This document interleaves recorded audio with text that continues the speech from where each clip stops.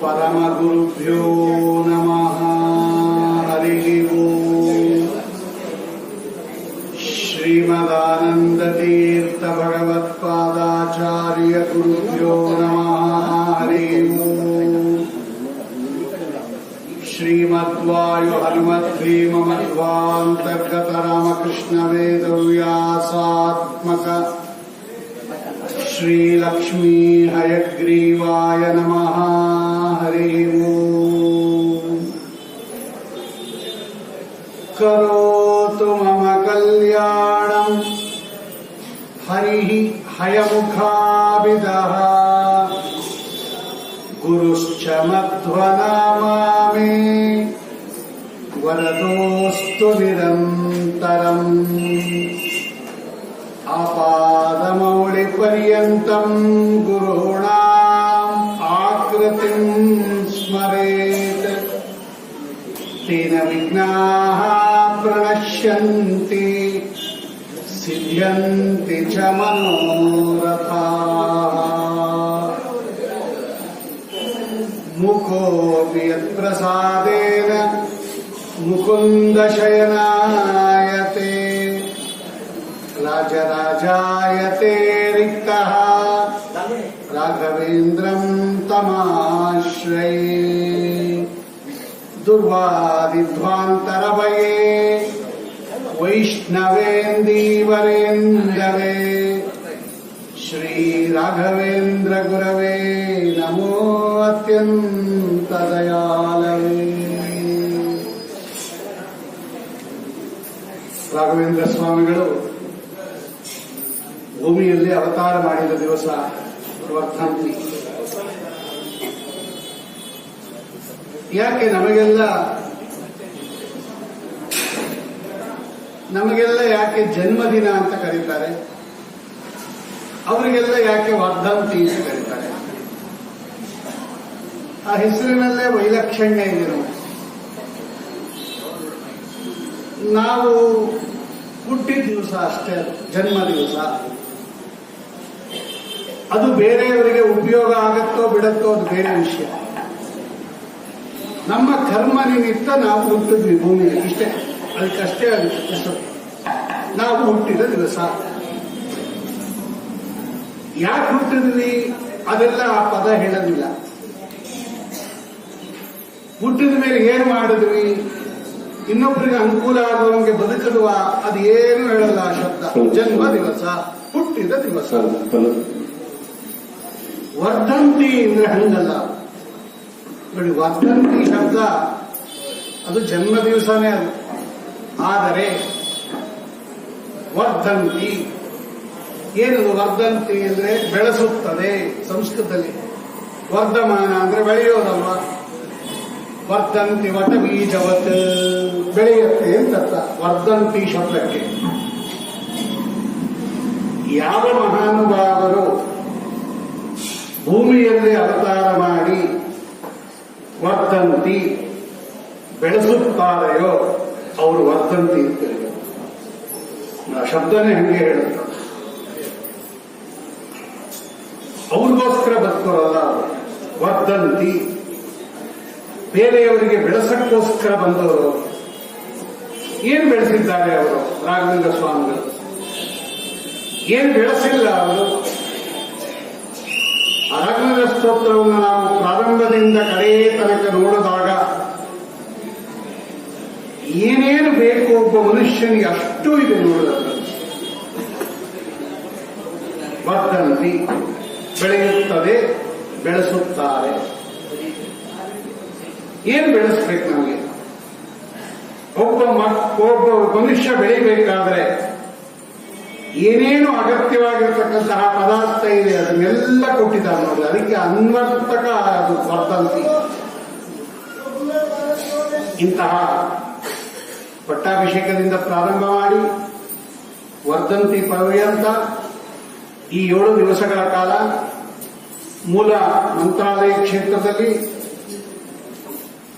ಲಕ್ಷಾಂತರ ಮೃತ್ತಿಕಾ ಬೃಂದಾವನ ಸ್ಥಳಗಳಲ್ಲಿ ಅವರ ಉತ್ಸವವನ್ನು ವೈಭವದಿಂದ ವರ್ಷದಿಂದ ವರ್ಷಕ್ಕೆ ಈ ಸಪ್ತಾಹ ಇದೆಯಲ್ಲ, ಇದು ತುಂಬಾ ಹಿಂದಿನಿಂದ ಅಲ್ಲ. ಇದು ಇತ್ತೀಚೆಗೆ ದಿವಸಗಳಲ್ಲಿ ಪ್ರಾಬಲ್ಯ ಆಗಿದೆ. ಆರಾಧನಾ ಮಹೋತ್ಸವ ಅದು ತುಂಬಾ ಹಿಂದಿನಿಂದ ಬಂದಿರೋದು. ಈ ವರ್ಧಂತಿ ಇದೆಯಲ್ಲ, ಇದು ಇತ್ತೀಚಿನ ದಿವಸಗಳಲ್ಲಿ ತುಂಬಾ ಜಾಸ್ತಿ ಆಗುತ್ತೆ. ಅದರ ಅರ್ಥ ಏನು ಅಂದ್ರೆ, ರಾಯರ ಹೆಸರಲ್ಲಿ ನೀವು ಏನೇ ಮಾಡ್ರಿ ಅದು ವರ್ಧಂತಿ, ಬೆಳೆದು ಬಿಡುತ್ತೆ. ಯಾಕೆ ಅಂತ ಮಹಾಮಹಿಮರು. ಈಗಂತೂ ಅತ್ಯದ್ಭುತವಾಗಿ ಈ ವರ್ಧಂತಿ ಅಥವಾ ಸಪ್ತರಾತ್ರೋತ್ಸವ ಅಥವಾ ಗುರುಭಕ್ತಿ ಉತ್ಸವ ಮಂತ್ರಾಲಯದಲ್ಲೂ ಅಷ್ಟೇ ವಿಶೇಷವಾಗಿ ಮಾಡುತ್ತಾರೆ. ಈ ಒಂದು ವಾರಗಳ ಕಾಲ ಮನೆಗಳಲ್ಲಿ, ಸಂಘಗಳಲ್ಲಿ, ಮಠಗಳಲ್ಲಿ ನಾನಾ ರೀತಿಯ ಕಾರ್ಯಕ್ರಮಗಳನ್ನು ಹಮ್ಮಿಕೊಂಡು ಅವರ ಪ್ರೀತ್ಯರ್ಥವಾಗಿ ಅನೇಕ ಕಾರ್ಯಕ್ರಮಗಳನ್ನು ಹಾಕ್ಕೋತಾರೆ. ಆದರೆ ಯಾವ ಕಾರ್ಯಕ್ರಮವನ್ನು ಹಮ್ಮಿಕೊಂಡರೆ ವರ್ಧಂತಿ ನಮ್ಮಲ್ಲಿ ಜ್ಞಾನಭಕ್ತಿ ವೈರಾಗ್ಯಾದಿಗಳು ಬೆಳೆಯುತ್ತೋ,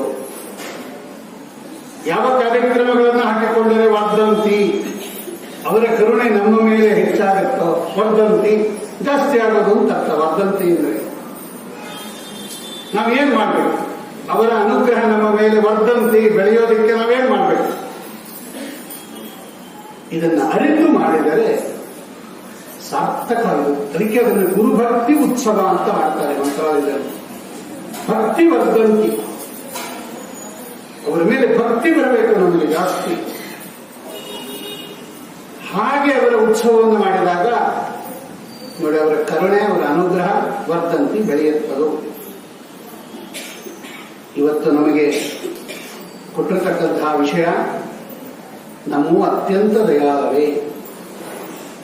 ಎಲ್ಲರಿಗೂ ಚಿರಪರಿಚಿತವಾಗಿರತಕ್ಕಂತಹ ಶ್ಲೋಕದ ಕಡೆಯ ಪಾದ. ಅದಕ್ಕೆ ಬರಕ್ಕಿಂತ ಮುಂಚೆ ಅವರ ವ್ಯಕ್ತಿತ್ವ ಎಂಥದ್ದು ಅವಾಗ ಗೊತ್ತಾಗುತ್ತೆ. ಯಾಕೆ ಆ ಶ್ಲೋಕದಲ್ಲಿ ಅತ್ಯಂತ ಶಬ್ದ ಪ್ರಯೋಗ ಮಾಡಿದ್ದಾರೆ. ಇದು ಇವತ್ತಿನ ಉಪನ್ಯಾಸದ ಪ್ರಧಾನ ವಿಷಯ. ನಮ್ಮ ದಯಾಳವೇ ಸಾಕಾಗಿತ್ತಲ್ವ? ದಯಾಳುಗಳು ನೀವು, ಕರುಣಾಶಾಲಿಗಳು, ಅನುಕಂಪವುಳ್ಳವರು, ಇಷ್ಟೇ ಸಾಕಾಗಿತ್ತು. ಅತ್ಯಂತ ದಯಾಳುವೇ ಅಂತ ಯಾಕೆ ಆಗ್ತಾರೆ? ನಮ್ಮ ಶಾಸ್ತ್ರದಲ್ಲಿ ಯಾವುದಾದರೂ ಒಂದು ಶಬ್ದವನ್ನ ಪ್ರಯೋಗ ಮಾಡಲು ಅಂದ್ರೆ ಇವರಲ್ಲಿ ಏನೋ ಒಂದು ವೈಲಕ್ಷಣ್ಯ ಇದೆ ಅಂತ ತೋರ್ಸಕ್ಕೆ ಆ ಪದ ಪ್ರಯೋಗ ಮಾಡೋದು. ಇಲ್ಲದೆ ಇದ್ರೆ ಆ ವಿಶೇಷಣಗಳೆಲ್ಲ ವ್ಯರ್ಥ ವಿಶೇಷಣ ಅಂತ ಕರೀತಾರೆ ನಮ್ಮಲ್ಲಿ. ಅತ್ಯಂತ ಇವ್ರ ಮೇಲೆ ನನಗೆ ಅತ್ಯಂತ ಪ್ರೀತಿ ಅಂದ್ರೆ ಏನು? ಬೇರೆಯವರ ಮೇಲೆ ಅಷ್ಟೊಂದು ಇಲ್ಲ ಅಂತಾನೆ ಅರ್ಥ. ಬೇರೆ ಮೇಲೆಲ್ಲ ಪ್ರೀತಿ, ಇವರಲ್ಲಿ ಅತ್ಯಂತ ಪ್ರೀತಿ.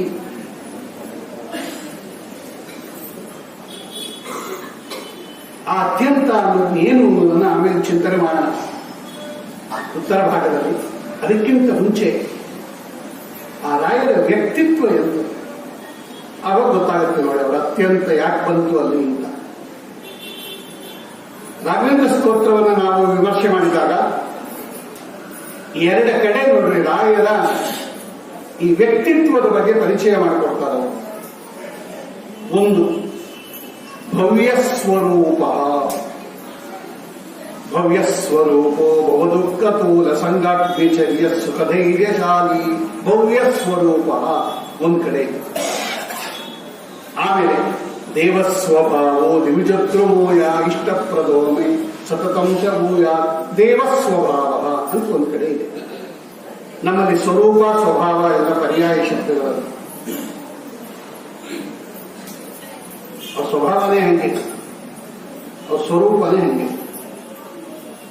ಭವ್ಯ ಸ್ವರೂಪ, ಮಂತ್ರಾಲಯ ಸ್ವಾಮಿಗಳ ಸ್ವರೂಪ ಇದೆಯಲ್ಲ ಅದು ಭವ್ಯ, ದಿವ್ಯ, ವಿಲಕ್ಷಣವಾದದ್ದು, ಬೇರೆಯವರಲ್ಲಿ ಕಂಡು ಬರದೇ ಇರತಕ್ಕಂಥದ್ದು, ಬಹಳ ಅಪರೂಪ ಅನ್ನೋ ಅರ್ಥದಲ್ಲಿದೆ. ಯಾಕೆ ಅಂದ್ರೆ ಯೋ ಭಕ್ತ್ಯಾ ಗುರು ರಾಘವೇಂದ್ರ ಚರಣ ದ್ವಂದ್ವಂ ಸ್ಮರನ್ ಯಪ್ಪಟೇ ಸ್ತೋತ್ರಂ ದಿವ್ಯಂ ಇದಂ, ಇದಂ ದಿವ್ಯಂ ಸ್ತೋತ್ರಂ ಯಪ್ಪಟೇತ್ ಭಕ್ತ್ಯ. ನೋಡಿ ಅವರು ಪ್ರಯೋಗ ಮಾಡ್ತಾರೆ. ಆ ರಾಘವೇಂದ್ರ ಸ್ತೋತ್ರದ ವೈಲಕ್ಷಣ್ಯನೇ ಹಂಗಿದೆ. ಅದು ಶಬ್ದಗಳನ್ನು ನಾವು ಅವಲೋಕನ ಮಾಡಿದಾಗ ಸುಮ್ಮನೆ ಹಾಕಿಲ್ಲ ಅದು, ಅದೆಲ್ಲ ಇತರ ವ್ಯಾವರ್ತಕ. ದಿವ್ಯಂ ಇದಂ ದಿವ್ಯಂ ಸ್ತೋತ್ರಂ ವಿಲಕ್ಷಣಂ ಲೋಕ ವಿಲಕ್ಷಣಂ ಅಂತ ದಿವ್ಯ ಶಬ್ದಕ್ಕೆ.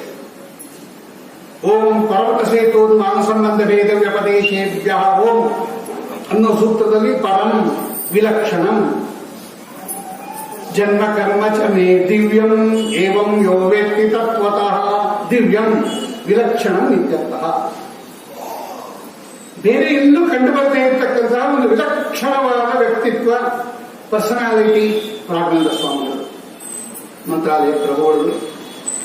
ಏನದು ವ್ಯಕ್ತಿತ್ವ ಅಂದರೆ,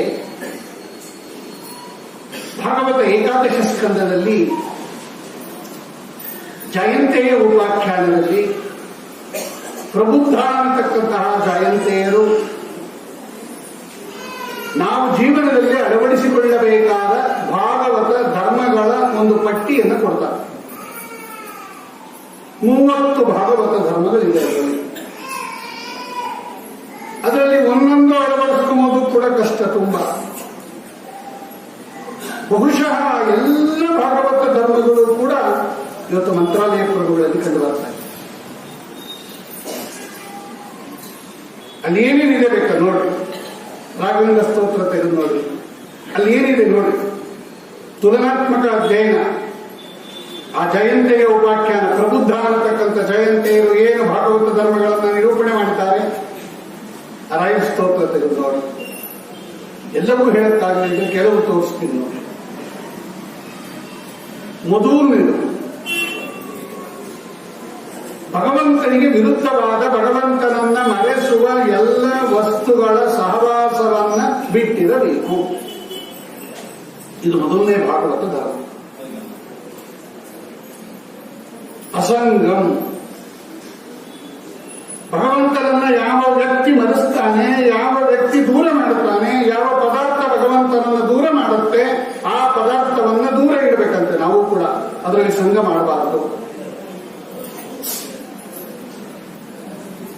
ಅಸಂಗಂ ಯಾವುದು? ಈ ವಿಷಯ ಪದಾರ್ಥಗಳ ಮೇಲಿನ ಆಸೆ ಇದೆಯಲ್ಲ, ಇದು ಭಗವಂತನನ್ನು ದೂರ ಮಾಡುತ್ತೆ. ಇದು ನಿಯಮ ಇದೆ ನಮ್ಮಲ್ಲಿ. ಯಾರ ಮನಸ್ಸಿನಲ್ಲಿ ಕಾಮ ಬರುತ್ತೆ, ವಿಷಯ ಭೋಗಗಳ, ವಿಷಯ ಪದಾರ್ಥಗಳ ಆಸೆ ಯಾರ ಮನಸ್ಸಿನಲ್ಲಿದೆ, ಇವರ ಮನಸ್ಸಿನಿಂದ ಭಗವಂತ ದೂರ ಹೋಗ್ತಾನೆ. ಅದು ಎರಡು ಡೆಡ್ ಎಂಡ್. ಅದು ಆ ಕಡೆ ತುದಿ, ಈ ಕಡೆ ತುದಿ. ಯಾರ ಮನಸ್ಸು ಸದಾ ಲೌಕಿಕ ವಿಷಯಗಳ ಬಗ್ಗೆ ಚಿಂತನೆ ಮಾಡ್ತಾ ಇರುತ್ತೆ, ಅವರ ಮನಸ್ಸಿನಲ್ಲಿ ಭಗವಂತ ಗೋಚರ ಆಗೋದಿಲ್ಲ. ಹಾಗಾಗಿ ವಿಷಯ ಪದಾರ್ಥಗಳ ಚಿಂತನೆಯನ್ನು ದೂರ ಮಾಡ್ರಿ ಅನ್ನತ್ತೆ ಭಾಗವತ ಮೊದಲು. ರಾಘವೇಂದ್ರ ಸ್ತೋತ್ರದಲ್ಲಿ ಅಪರೋಕ್ಷೀಕೃತ ಶ್ರೀಶಃ ಸಮುಪೇಕ್ಷಿತ ಭಾವಜಃ ಅಂತಿದೆ ನೋಡಿ. ಸಮುಪೇಕ್ಷಿತ ಭಾವಜಃ ಅಂದ್ರೇನು? ಭಾವ ಅಂದ್ರೆ ಮನಸ್ಸು, ಅದರಲ್ಲಿ ಜ ಅಂದ್ರೆ ಹುಟ್ಟಿದ್ದು. ಮನಸ್ಸಿನಲ್ಲಿ ಹುಟ್ಟತಕ್ಕಂಥದ್ದು ಎಲ್ಲ ಏನಿದೆ ಮಾನಸಿಕವಾಗಿರತಕ್ಕಂತಹ ವಿಷಯಗಳು, ಅದರಲ್ಲಿ ಮೊದಲನೇದು ಕಾಮ. ಅದೇ ಹುಟ್ಟೋದು ಮೊದಲು.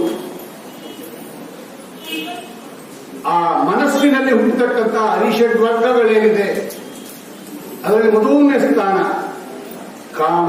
ಕಾಮಯೇಷ ಕ್ರೋಧಯೇಷ ರಜೋಗುಣ ಸಮುದ್ಭವ, ಮೊದಲನೇ. ಆ ಕಾಮವನ್ನ ಚೆನ್ನಾಗಿ ಉಪೇಕ್ಷಿತ, ತಿರಸ್ಕರಿಸಿದವರು, ಸಮ್ಯಕ್ ಉಪೇಕ್ಷಿತ, ಚೆನ್ನಾಗಿ ತಿರಸ್ಕರಿಸಿದವರು. ಸಮುಪೇಕ್ಷಿತ ಭಾವಜಃ, ಮನಸ್ಸಿನಲ್ಲಿ ಹುಟ್ಟುವ ವಿಷಯ ಪದಾರ್ಥಗಳ ಅಭಿಲಾಷೆಯನ್ನ ಚೆನ್ನಾಗಿ ಉಪೇಕ್ಷೆ ಮಾಡಿದವರು, ತಿರಸ್ಕರಿಸಿದವರು. ಇದೇ ಭಾಗವತ ಧರ್ಮ ಅಂತ ಹೇಳ್ತಾರೆ. ಕೃಷ್ಣ 16 ಕಡೆ ಹೇಳ್ತಾನೆ, ಯಾರು ಮನಸ್ಸಿನಲ್ಲಿ ಕಾಮನವನ್ನ ಇಟ್ಕೊಂಡು ವಿಷಯ ಪದಾರ್ಥದ ಬಗ್ಗೆ ಅಭಿಲಾಷೆ ಇಟ್ಕೊಂಡು ನನ್ನನ್ನು ಸ್ತೋತ್ರ ಮಾಡ್ತಾರಲ್ಲ, ಅವರು ಡಾಂಬಿಕರು ಅಂತಾನೆ ಭಗವಂತ.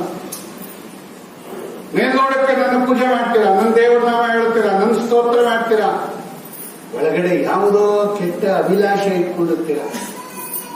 ಇವನು ಕಪಟಿ ಅಂತ ಭಗವಂತ. ನೋಡ್ರಿ, ರಾಯರ ಸ್ತೋತ್ರದಲ್ಲಿದೆ ಅದು. ಕಾಮಕ್ರೋಧಾದಿಗಳನ್ನು ಕಾಲಲೊತ್ತಾತ ಈತ ವ್ಯೋಮಕೇಶನಂತೆ 4 ವೇದ ವಿಖ್ಯಾತ ಅಂತಾರೆ ಆ ದಾಸರ. ಮಧ್ವೇಷ ವಿಠಲ ರಾಘವೇಂದ್ರ ತೀರ್ಥನೀತ ಅನ್ನೋ ದೇವನಾಮದಲ್ಲಿ ಕಾಮಕ್ರೋಧಾದಿಗಳನ್ನು ಕಾಲಲೊತ್ತಾತ ಅಂತ ಇದೆ. ಸಮುಪೇಕ್ಷಿತ ಭಾವತಃ. ಯಾರನ್ನ ನಾವು ಕಾಲಲ್ಲಿ ಓದಿಯೋರು? ನಮ್ಗೆ ತುಂಬಾ ಬೇಡದೆ ಇರೋದನ್ನೇ ಕಾಲಲ್ಲಿ ಓದಿಯೋರು ನಾವು. ಒದ್ದು ಬಿಡ್ತೀನಿ ನೋಡು ನಿಂಗೆ ಅಂತ ನೋಡಿ ನೋಡೋದು. ಕಾಮಕ್ರೋಧಾದಿಗಳನ್ನು ಕಾಲಲೊದ್ದಾತ ಅಂತಾರೆ ಅವರು. ಅದು ತರ್ಜಮೆ ನೋಡ್ರಿ ರಾಘವೇಂದ್ರ ಸ್ತೋತ್ರದ. ಆಮೇಲೆ ಸಜ್ಜನರ ಸಹವಾಸ ಮಾಡ್ರಿ, 2ನೇ ಭಾಗವತ ಧರ್ಮ. ಆದೌ ಸಂಗಂಚ ಸಾಧುಷು. ರಾಘವೇಂದ್ರ ಸ್ವಾಮಿಗಳು ಅವರ ಸಜ್ಜನರು ಅಂತ ಗೊತ್ತಾದ್ರೆ ನೀವೇನೇ ಅವರ ಸಹವಾಸ ಮಾಡೋದಂತೆ ನೋಡಿ. ಒಬ್ಬ ಸಾಧು ಸಜ್ಜನರಿಗೆ ದುಡುಕಿ ಒಂದು ಮಾತಾಡುವವರಲ್ಲ ಅವರು. ಅವರ ಸಹವಾಸವನ್ನು ಎಂದೂ ಕಳ್ಕೊಂಡಿಲ್ಲ ಅವರು. ಅವರ ಗ್ರಂಥಗಳು ನೋಡ್ರಿ. ಚಿತ್ತೇನ ಯುಕ್ತಮರ್ಥಂ ಕಲಯತಿ ಸಹಸಾನಾಭಿರತ್ತೇನ ಸದ್ಭಿಃ ಸಾಕಂ ಮೀಮಾಂಸತೆ. ಸದ್ಭಿಃ ಸಾಕಂ ನ ಮೀಮಾಂಸತೆ. ಅವ್ರ ಸಾಧುಗಳು ಸಜ್ಜನರು ಅಂತ ಗೊತ್ತಾದ್ರೆ ಅವ್ರ ಜೊತೆ ವಾಕ್ಯಾರ್ಥನೆ ಮಾಡಲು ಅಂತ ಅವ್ರ ಹತ್ರ ವಿತಂಡವಾದ ಮಾಡಕ್ಕೋಲ್ಲ. ಅದು ಹೆಂಗೆ ಇದು ಹೆಂಗೆ ಅವ್ರ ಗ್ರಂಥದಲ್ಲೇ ಇಲ್ಲ. ಮಾತಾಡುವಾಗಲೂ ಅಷ್ಟೇ ಏನು ಪ್ರೌಢಿಮೆ, ಏನು ವಿನಯ. ಇವ್ರು ಹಿಂಗೆ ಹೇಳ್ತಾರೆ ಇಷ್ಟೇ. ಸಾಧುಗಳಲ್ಲಿ ಹೆಂಗಿರಬೇಕು ಅನ್ನೋದು ಅವರಿಂದ ನಾವು ತಿಳ್ಕೋಬೇಕು. ಆಮೇಲೆ ಜಗತ್ತಿನಲ್ಲಿ ನಮಗೆ 4 ತರಹದ ಜನ ಜೀವನದಲ್ಲಿ ಎದುರಿಗೆ ಸಿಗೋದು. ಒಂದು, ನಮಗಿಂತ ಉತ್ತಮರು.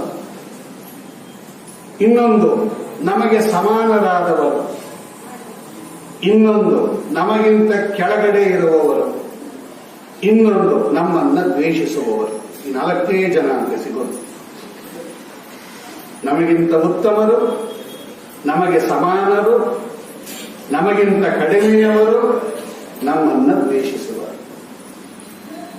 ಇವರಿಷ್ಟು ಜನರಲ್ಲಿ ಹೇಗಿರ್ಬೇಕು ನಾವು? ಅದೊಂದು ಭಾಗವತ ಧರ್ಮ ಅಂತ. ನಮಗಿಂತ ಉತ್ತಮರು, ಅವರಲ್ಲಿ ಪೂಜ್ಯ ಭಾವ ಇರಬೇಕು, ವಿನಯ ಇರಬೇಕು, ಗೌರವ ಇರಬೇಕು.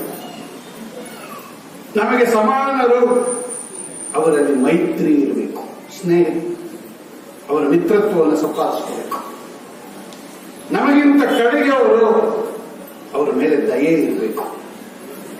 ನಮ್ಮನ್ನ ದ್ವೇಷ ಮಾಡುವವರು, ಅವ್ರನ್ನ ಉದಾಸೀನ ನೋಡಿ. 4 ಭಾಗವತ ಹೇಳುತ್ತೆ. ಈ 4 ಇದೆ ಹೇಳುತ್ತೆ.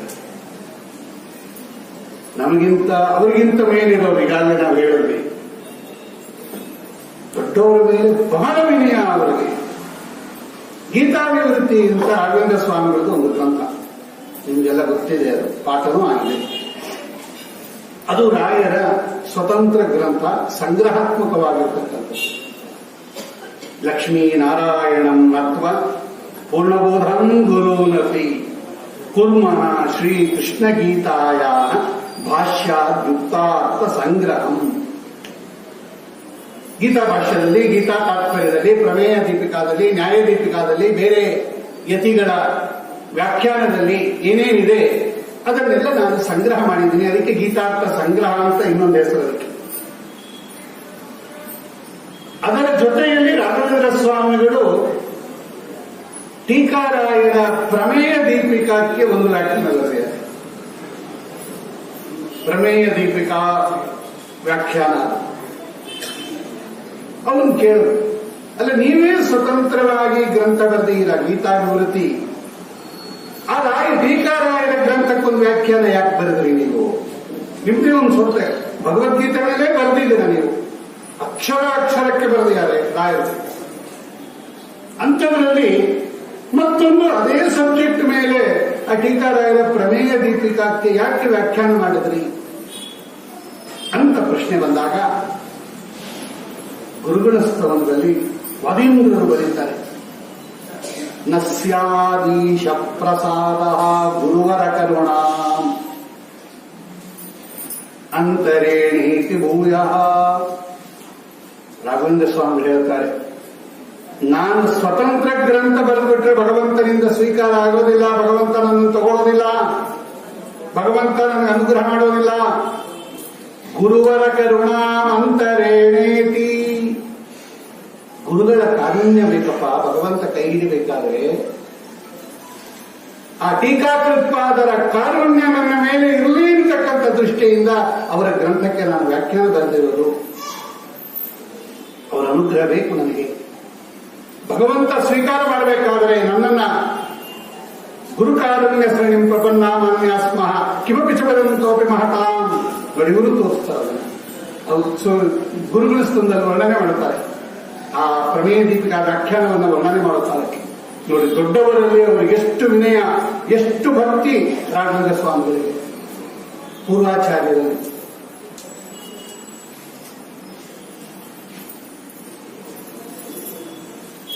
ವೇದವ್ಯಾಸ ಮುನೀಶ ಮದ್ವಯತಿ ರಾಟಿ ಕಾರ್ಯವಾಕ್ಯಾಮೃತಂ ಜ್ಞಾತ್ವಾ. ನಮ್ಮ ಮಂಗಳಾಷ್ಟಕನು ಅದೇ ಹೇಳುತ್ತೆ. ವೇದವ್ಯಾಸ ದೇವರ ಗ್ರಂಥಗಳಿಗೆ ವ್ಯಾಖ್ಯಾನ ಅರ್ಥಾತ್ ಮಹಾಭಾರತ ಭಾವಸಂಗ್ರಹ, ವೇದವ್ಯಾಸ ಬ್ರಹ್ಮಸೂತ್ರಗಳಿಗೆ ವ್ಯಾಖ್ಯಾನ ಅರ್ಥಾತ್ ಅಣುಭಾಷ್ಯಕ್ಕೆ ಬರೆದಿರ್ತಕ್ಕಂತಹ ತತ್ವಮಂಜರಿ, ಆನಂದ ತೀರ್ಥರ ಗ್ರಂಥಗಳಿಗೆ ವ್ಯಾಖ್ಯಾನ, ಕೃಷ್ಣ ಚಾರಿತ್ರ ಮಂಜರಿ ಏನದು? ಭಾಗವತದ ವಿಸ್ತಾರ ತಾನೆ ವೇದವ್ಯಾಸ ದೇವರ ಪೂಜೆ. ಅದು ಅಣುಭಾಷ್ಯಕ್ಕೆ ತತ್ವಮಂಜರಿ, ಮಧ್ವರಾಯರ ಸೇವೆ, ನ್ಯಾಯಸುಧಾ ಪರಿಮಳ ಟೀಕಾರಾಯರ ಸೇವೆ, ವೇದವ್ಯಾಸ ಮುನೀಶ ಮಧ್ವ ಯತಿರ ಟೀಕಾರ್ಯ ವಾಕ್ಯಾಮೃತ ಜ್ಞಾತ್ವ. ತಾವು ತಿಳಿದಷ್ಟೇ ಅಲ್ಲ, ಜಗತ್ತಿಗೆ ಕೊಟ್ಟಿರ್ತಕ್ಕಂಥವರು. ತಮಗಿಂತ ಉತ್ತಮರ ಮೇಲೆ ವಿಶೇಷ ಗೌರವ, ತಮ್ಮ ಸಮಾನರಾಗಿರ್ತಕ್ಕಂಥವರ ಮೇಲೆ ಮೈತ್ರಿ. ಈಗಾಗಲೇ ಹೇಳಿದ್ವಿ, ಒಬ್ಬರ ಜೊತೆ ನಸಾ ಸದ್ದಿ ಮೀಮಾಂಸತೆ. ನಮಗಿಂತ ಕೆಳಗಡೆ ಇರೋರ ಮೇಲೆ ದಯ. ಅದೇ ಇವತ್ತಿನ ಸಬ್ಜೆಕ್ಟ್. ಅತ್ಯಂತ ದಯಾಳು, ಬರೀ ದಯಾಳ. ಅದೇನು ಅತ್ಯಂತ ದಯಾಳು ನೋಡೋಣ. ಮಹಾಕಾರುಣ್ಯ, ಅತ್ಯಂತ ಕಾರುಣ್ಯ. ಆ ಕಾಲದಲ್ಲಿ ತಮ್ಮನ್ನ ಯಾರು ದ್ವೇಷ ಮಾಡ್ತಾ ಇದ್ರು? ರಾಯರ ಕಾಲದಲ್ಲಿ ಯಾರು ದ್ವೇಷ ಮಾಡ್ತಾ ಇರಲಿಲ್ಲ ಅಂತ ತಿಳ್ಕೊಂಡ್ಬಿಡಿ. ಎಲ್ಲಾ ಕಾಲಕ್ಕೂ ಉಂಟಿದು, ಎಲ್ಲಾ ಕಾಲಕ್ಕೂ ಉಂಟು. ಪ್ರಹ್ಲಾದರಾಜರಾಗಿದ್ದಾಗ ಅವ್ರ ಅಪ್ಪನೇ ದ್ವೇಷ ಮಾಡ್ತಾ ಇದ್ದ. ಅತಿಶಯ ವಿರೋತಿರೆ ಪಿತನ ಬಾಧೆಗಳು ಅಂತಾರೆ ದಾಸರಾಯರು, ಒತ್ತೊತ್ತಿ ಹೇಳ್ತಾರೆ. ಬರೀ ದ್ವೇಷ ಮಾಡೋದಲ್ಲ, ಸಂಹಾರ ಮಾಡಕ್ಕೆ ಹೊರಟೋಗಿದ್ದಾನು. ಸರ್ವೈಹಿ ಉಪಾಯೈಹಿ ಹಂತವ್ಯ, ಏನ್ ಬೇಕಾದ್ರೂ ಮಾಡ್ಕೊಂಡಾಕ್ಬಿಡ್ರಿ ಇವನನ್ನ ಅಂತ. ಅಷ್ಟು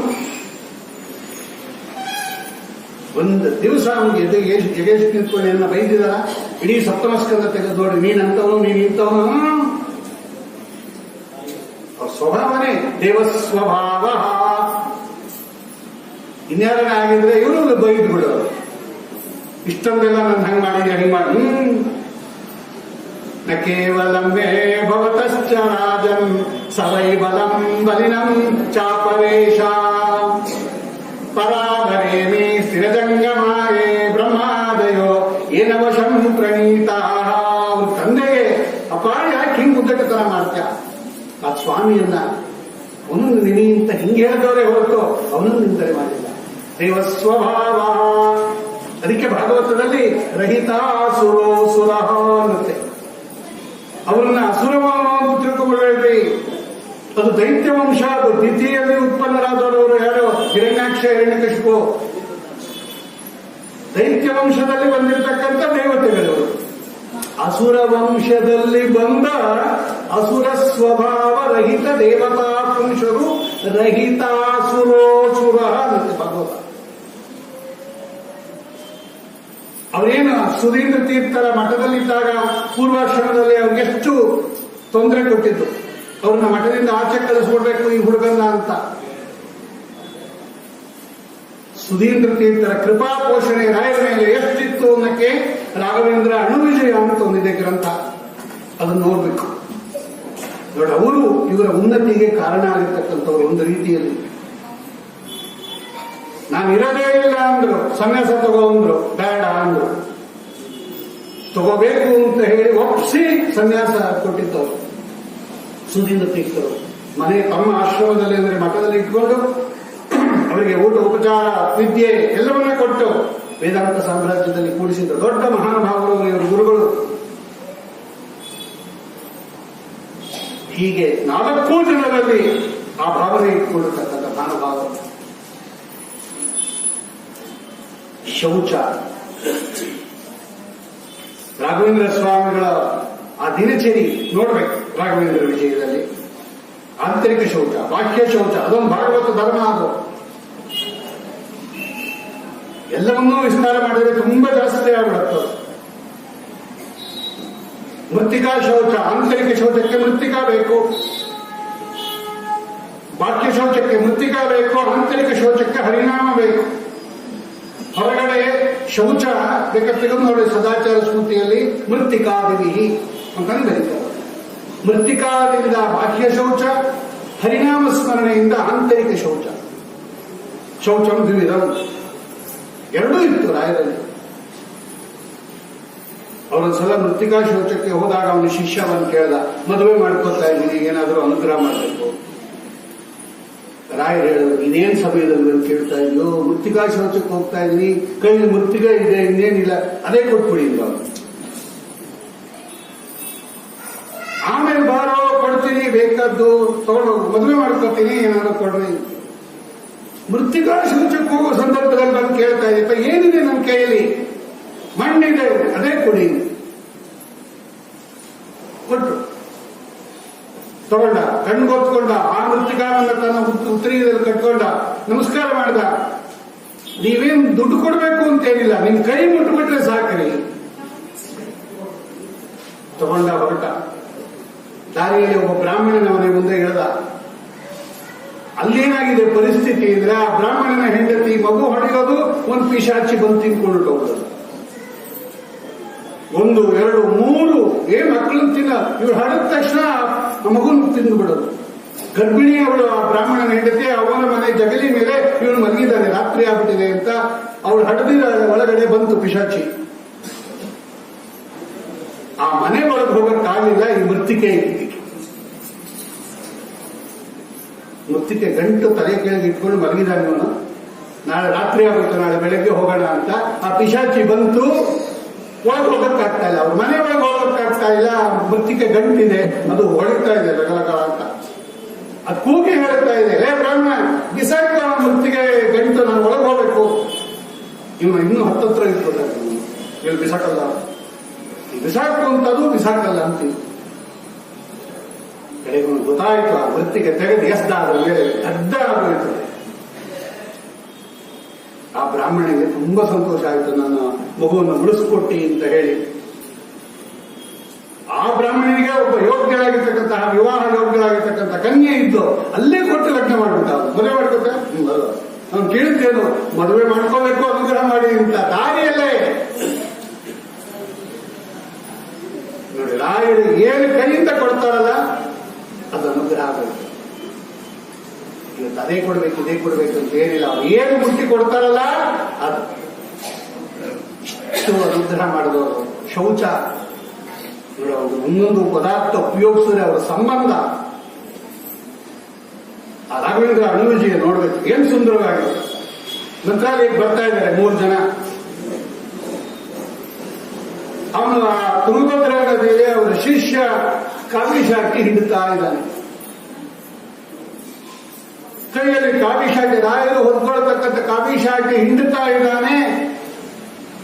ಅವರ ಮನಸ್ಸಿನಲ್ಲಿ ಒಳ್ಳೊಳ್ಳೆ ಪದಾರ್ಥ ತಿನ್ನಬೇಕು, ಮಂತ್ರಾಲಯದಲ್ಲಿ ಒಳ್ಳೆ ಭೋಜನ ಆಗತ್ತೆ ಅಂತ 3 ಜನ ಮಾತಾಡ್ಕೊಂಡು ಬರ್ತಾ ಇದ್ದಾರೆ. ಅವ್ನು ಕೇಳಿಕೆ ಕೈಯಲ್ಲಿ ಕಾವಿಶಾಟಿ ಇಟ್ಕೊಂಡಿದ್ದಾಗ ಅವ್ನು ಹೇಳಿಬಿಟ್ಟ ಶಿಷ್ಯ, ನಿಮ್ಗೆ ಕಡಬು ತಿನ್ಬೇಕು ಅಂತ ಆಸೆ ಅಲ್ವಾ, ನಿಮ್ಗೆ ಜಿಲೇಬಿ ತಿನ್ಬೇಕು ಅಂತ ಆಸೆ ಅಲ್ವಾ, ನಿಮ್ಗೆ ಲಾಡು ತಿನ್ಬೇಕು ಅಂತ ಆಸೆ ಅಲ್ವಾ ಅಂತ ಕೇಳ್ಬಿಟ್ಟ. ಅವ್ರಿಗೆ ಆಶ್ಚರ್ಯ ಆಗೋಯ್ತು, ನಮ್ಮ ಮನಸ್ಸಿನಲ್ಲಿ ಇದ್ದಿದ್ದು ಇವ್ರಿಗೆ ಏನು ಗೊತ್ತಾಯ್ತು ಅಂತ. ಹೆಂಗಪ್ಪ ಗೊತ್ತಾಯ್ತು ನಿನಗೆ ಅಂತ. ದಾಸರಿಗೆ ಆ ಕಾವಿ ಶಾಖೆ ಬಿಟ್ಬಿಟ್ಟಿದ್ದ ಕೆಳಗಡೆ. ಕಾವಿ ಶಾಖೆ ಕೆಳಗಡೆ ಬಿಟ್ಬಿಟ್ಟು ನಾನೇನು ಹೇಳಿದೆ ನನಗೇನು ಗೊತ್ತಿಲ್ಲ ಅಂತ ತಿರ್ಗಾ ಕಾವಿ ಶಾಖೆ ಹಿಡ್ಕೊಂಡ. ನೋಡ್ರಿ, ಆ ಕಾವಿ ಶಾಖೆ ಸಂಪರ್ಕ ಬಂದ್ರೆ ಅವ್ರ ಮನಸ್ಸಿನಲ್ಲಿರೋದೆಲ್ಲ ಗೊತ್ತಾಗ್ತದೆ ಅವನ ಶಿಷ್ಯನಿಗೆ. ಇದನ್ನೇ ರಾಘವೇಂದ್ರ ಸ್ತೋತ್ರ ಹೇಳ್ತಾ ಇರೋದು.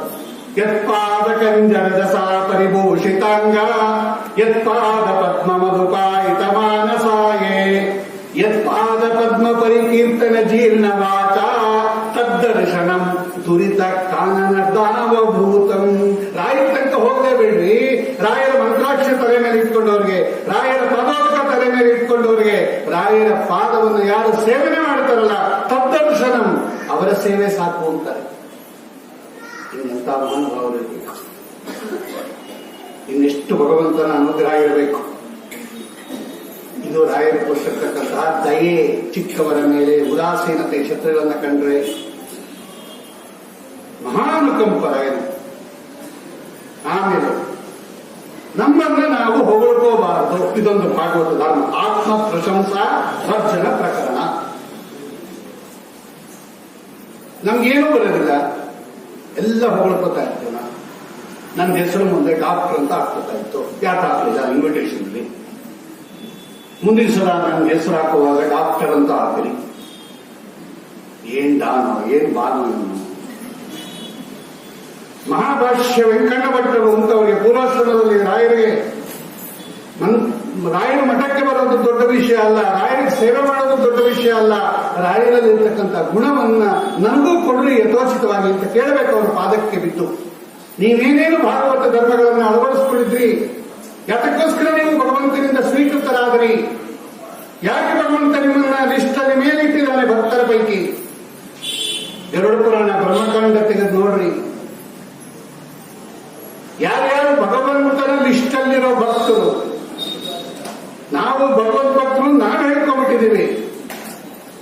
ಭಗವಂತನ ಹತ್ರ ಒಂದು ಲಿಸ್ಟ್ ಇದೆ, ನನ್ನ ಭಕ್ತರು ಯಾರ್ಯಾರು ಅಂತ. ಅದ್ರಲ್ಲಿ ನಾವೆಲ್ಲ ಇಲ್ಲ. ಗರುಡ ಪುರಾಣ ಬ್ರಹ್ಮಕಾಂಡ ತೆಗೆದು ನೋಡ್ರಿ. ಗರುಡ ದೇವರಿಗೆ ಹೇಳ್ತಾರೆ, ಗರುಡ ಕೇಳ್ತಾನೆ, ಸ್ವಾಮಿ ನಿನ್ನ ಭಕ್ತರು ಯಾರ್ಯಾರು? ಅಪ್ರೂವ್ಡ್ ಲಿಸ್ಟ್, ನಿನ್ನ ಹತ್ರ ಇರೋ ಲಿಸ್ಟ್ ಅಲ್ಲಿರೋ ಭಕ್ತರು ಯಾರ್ಯಾರು ಹೇಳು? ಆ ನಿಯತ ಭಕ್ತರನ್ನು ಇಟ್ಕೋಣ. ರಮಾದೇವಿ, ಬ್ರಹ್ಮವಾದಿಗಳು, ಗರುಡಶೇಷರುದ್ರರು ಅವರೆಲ್ಲ ಪರ್ಮನೆಂಟ್ ಭಕ್ತರು. ಅವರು ಶಾಶ್ವತ ಸೇವಾಕರ್ತರಿದ್ದಂಗೆ ಅವರು. ಈ ಟೆಂಪರರಿ ಸೇವಾಕರ್ತರು ಇರ್ತಾರಲ್ಲ, ಇವರ ಪೈಕಿ ಯಾರು ಸ್ವಾಮಿ ನಿನ್ನಲ್ಲಿ ಅಗ್ರಗಣ್ಯರು ಅಂದಾಗ ಮೊದಲನೇ ಹೆಸರು ಪ್ರಹ್ಲಾದ. ಕೃಷ್ಣ ಹೇಳೋ ಮಾತು ಪ್ರಹ್ಲಾದ, ಧ್ರುವ, ಗಜೇಂದ್ರ, ಎಲ್ಲ ಹೆಸರು ಇದೆ. ಅಂಬರೀಷ, ರುಕ್ಮಾಂಗದ ಎಲ್ಲ ಹೆಸರು ಇದೆ ಅಲ್ಲಿ. ನೋಡಿ, ಅವರ ಲಿಸ್ಟ್ ಅಲ್ಲಿರೋ ಭಕ್ತರು ಅವರು ಯಾರು? ನಂಬರ್ 1 ಪ್ರಹ್ಲಾದ ರಾಜ್. ಮಹಾಭಾಷ್ಯ ವೆಂಕಣ್ಣ ಭಟ್ಟರು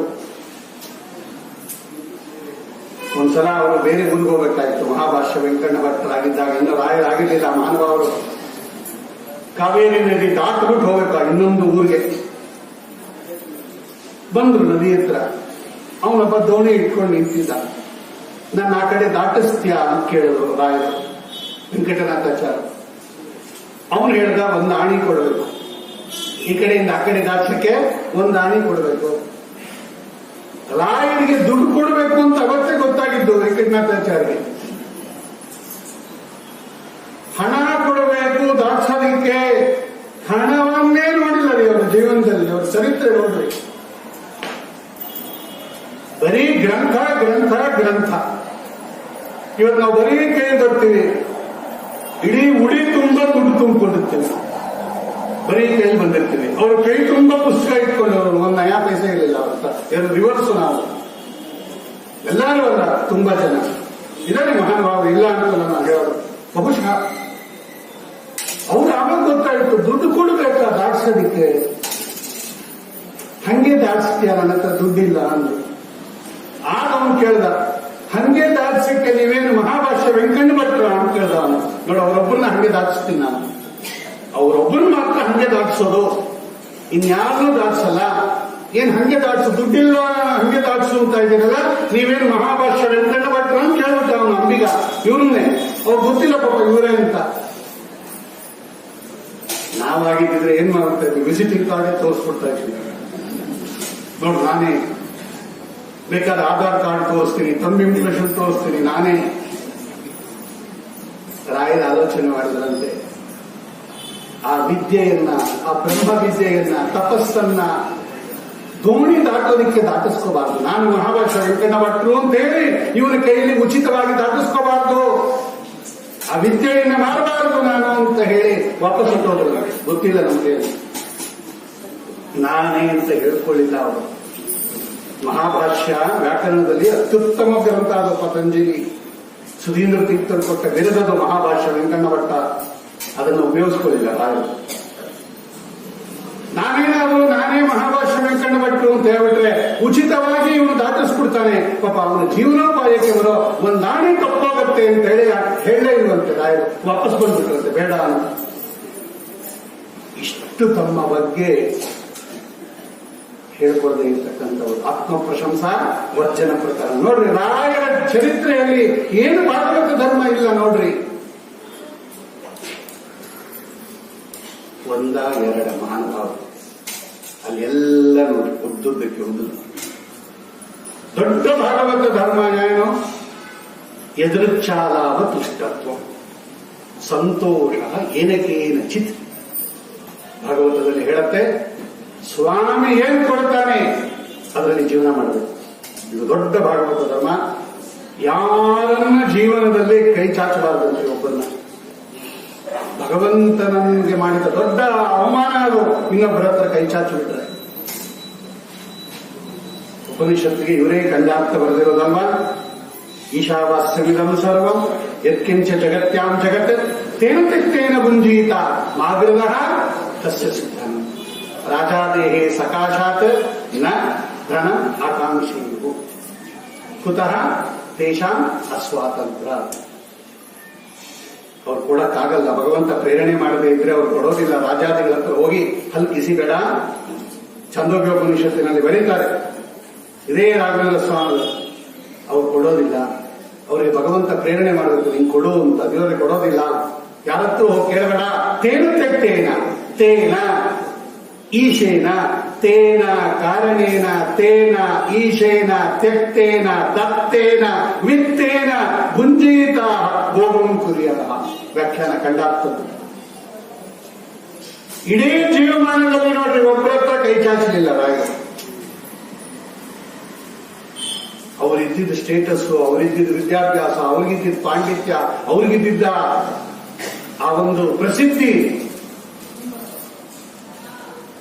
ಏನು ಮನೇನೆ ಕಾಲೇ ಕಾಲೇ ಲಭ್ಯತೆ ನಾಸ್ಯ ಭಕ್ತಂ. ಅವರ ದಾರಿದ್ರ್ಯ ರಾಘವೇಂದ್ರ ವಿಜಯ 6ನೇ ಸರ್ಗ ವರ್ಣನೆ ಮಾಡುತ್ತೆ.